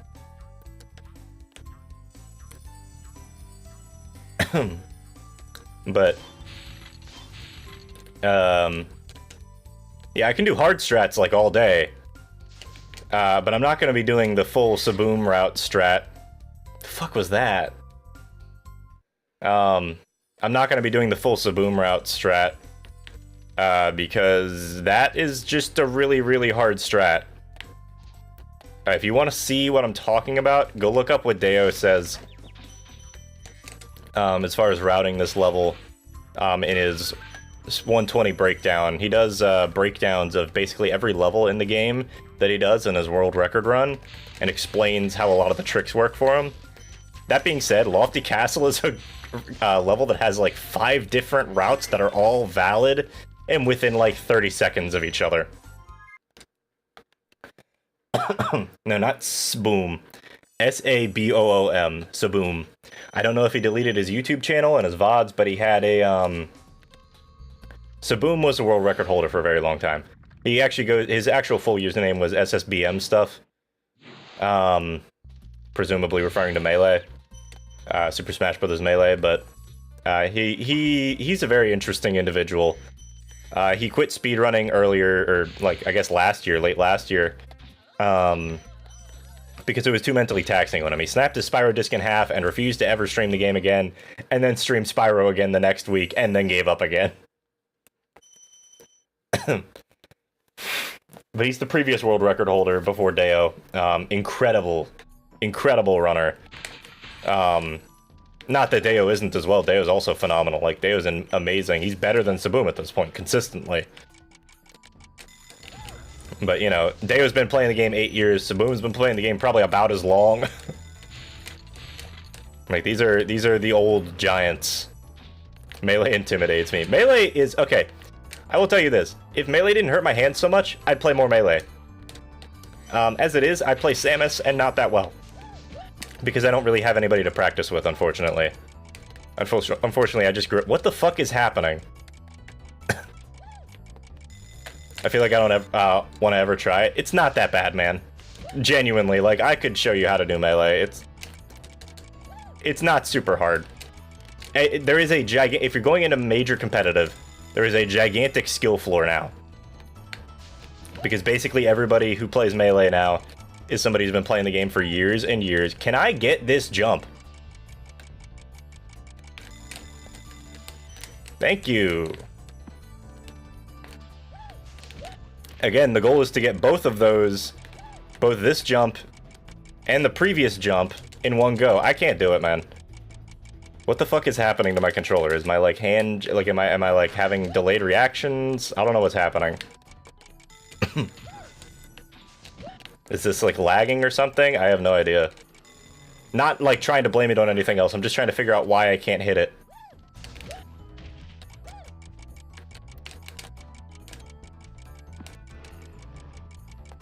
See, like, I take that. 8th try Dralna, exactly. I'm gonna give up on this if I game over. But I'm doing this shit. This is not that hard of it. I used to be able to absolutely nail this strat. There we go. Is it those old man reflexes? Possibly, man. I'm a few years older than when I started speedrunning this. I also have a lot of phlegm in my throat right now, and it's very uncomfortable. But I want to at least finish Dreamweavers, and then I'll probably just call stream.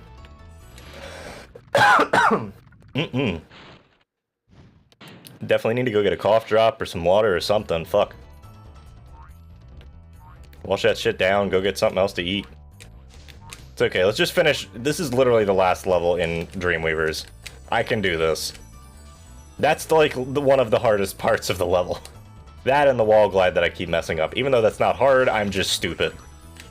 That's what that's supposed to look like, by the way. You flame him, you come back down here.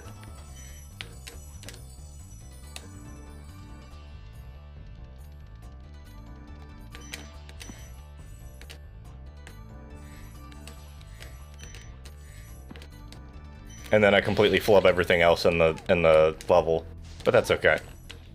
I got the flame charge on this lovely young lady with the flower. Can I please? Just one of those days, man. Bad day for speedrunning.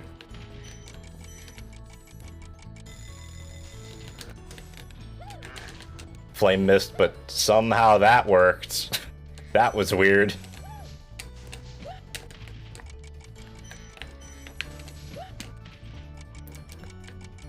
Yeah, I don't know if it's old man reflexes or what, but I don't know, maybe I just need to give my thumb a rest. Maybe I've been playing this shit too much. Are you kidding me? How the fuck did that bonk?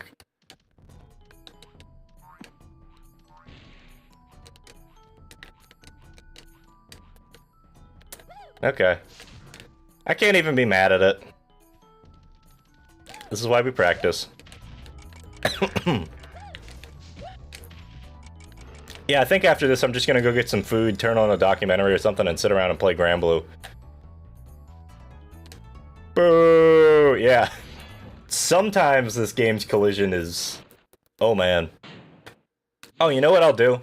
I'll finish up this level, but instead of exiting, I'm gonna show you guys something funny. If I can manage it.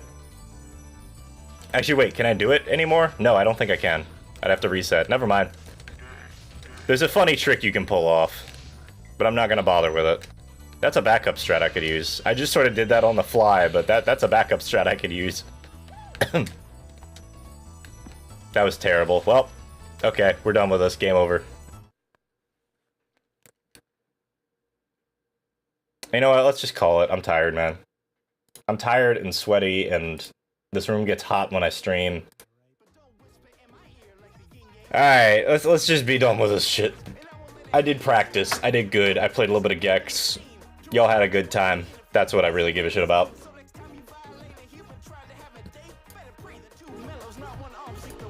Alright. So, pretty good stream. Pretty productive. Had a fun time for the most part, except for that last bit. That's usually the time it's... At least the collision isn't broken as Mario's. I feel like it wouldn't function properly. Yeah. Yeah, most of Spyro collision wouldn't work if it didn't have pretty decent collision. Yeah, I'm gonna go rest. I'm tired, man. I'm gonna go rest. I still got work tomorrow and everything, but it's always nice hanging with you guys. Take it easy. I don't know why the chat's not working. I couldn't really tell you. Stream Elements bot is in chat, so I know that's working. I don't know. Whatever. You guys have a good night. Take it easy. I will see you tomorrow for some Devil May Cry 3 Special Edition on the Xbox 360, and we'll work from there. Take it easy.